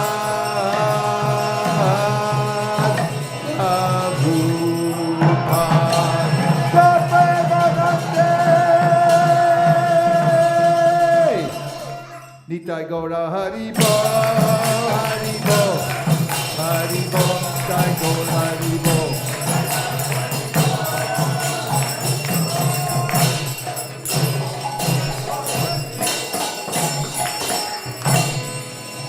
Jayo Vishnupad Paramahamsa Parivrajagacharya Stottara Satishi Shimad Abhay Charanada Vinda Bhaktivedanta Swami Maharaj Srila Prabhupada Ki Jai. Jayom Vishnupad Paramahamsa Parivrajagacharya Stottara Satishi Shimad Srila Bhaktisiddhanta Saraswati Goswami Maharaj Ki Jai. Ananta Kodi Vaishnavini Ki Jai. Namacharya Srila Haridas Thakur Ki Jai. Prem se kaho Shri Krishna Chaitanya Prabhu Nityananda Sri Advaita Gadadhara Shivasari Gaur Bhaktivinoda Ki Jai. Sri Sri Radha Krishna Gopinath Shamakund Radhakund Giri Govardhan Ki Jai. Sri Vrindavan Dham Ki Jai. Sri Mayapur Navadip Dham Ki Jai. Shri Jagannath Puri Dham Ki Jai. Tulsi Devi Bhakti Devi Ki Jai. Chamuna Devi Ganga Devi Ki Jai. Sambheta Bhakta Vrinda Ki Jai. All glories to the assembled devotees. All glories to the assembled devotees. All glories to the assembled devotees. Gaur Premanande Hari Hari Mo.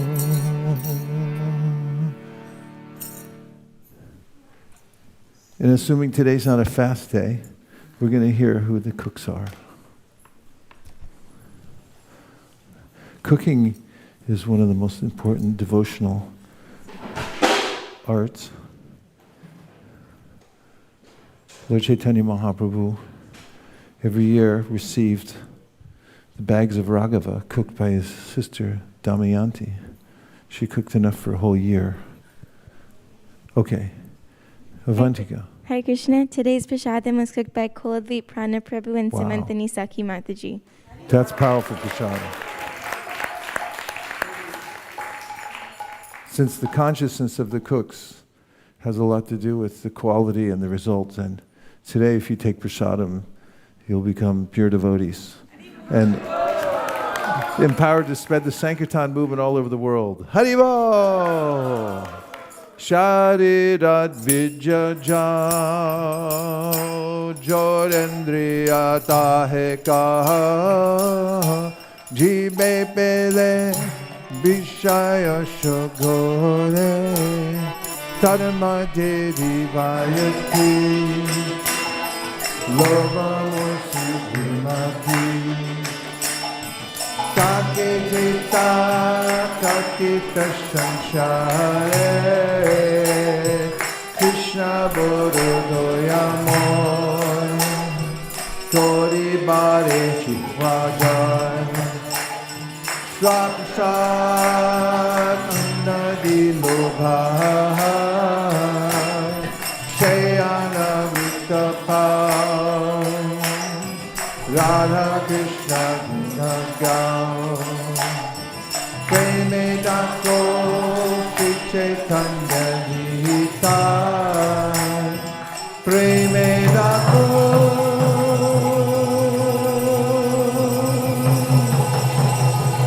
Sri Chaitanya Nita Mahaprasade Govinde Dama Brahmani Vaishnave Salpa Punya Petam Rajan Vishwa Sonada Jayate Prasade Sarva Dukanam Anirasya Pajayate Prasanate Tato Yashu Budipaya Patishtate Tvayopa Bhukta Svadganda Surankala Charchitaha Uttishta Bojino Dasa Sabamayam Jaimahi. Special thanks to the devotees who set up the Harinam Sankirtan faithfully every month. They've been doing it for more than a decade, and it makes such a huge difference in our yatra. They make it so nice, we wish we could do it every night. Who would like to do it every night? Come on, raise your hands. Who wants to do it every night? Nitai Gaura Hari Bo, Hari Bo, Hari Bo, Nitai Gaura Hari Bo.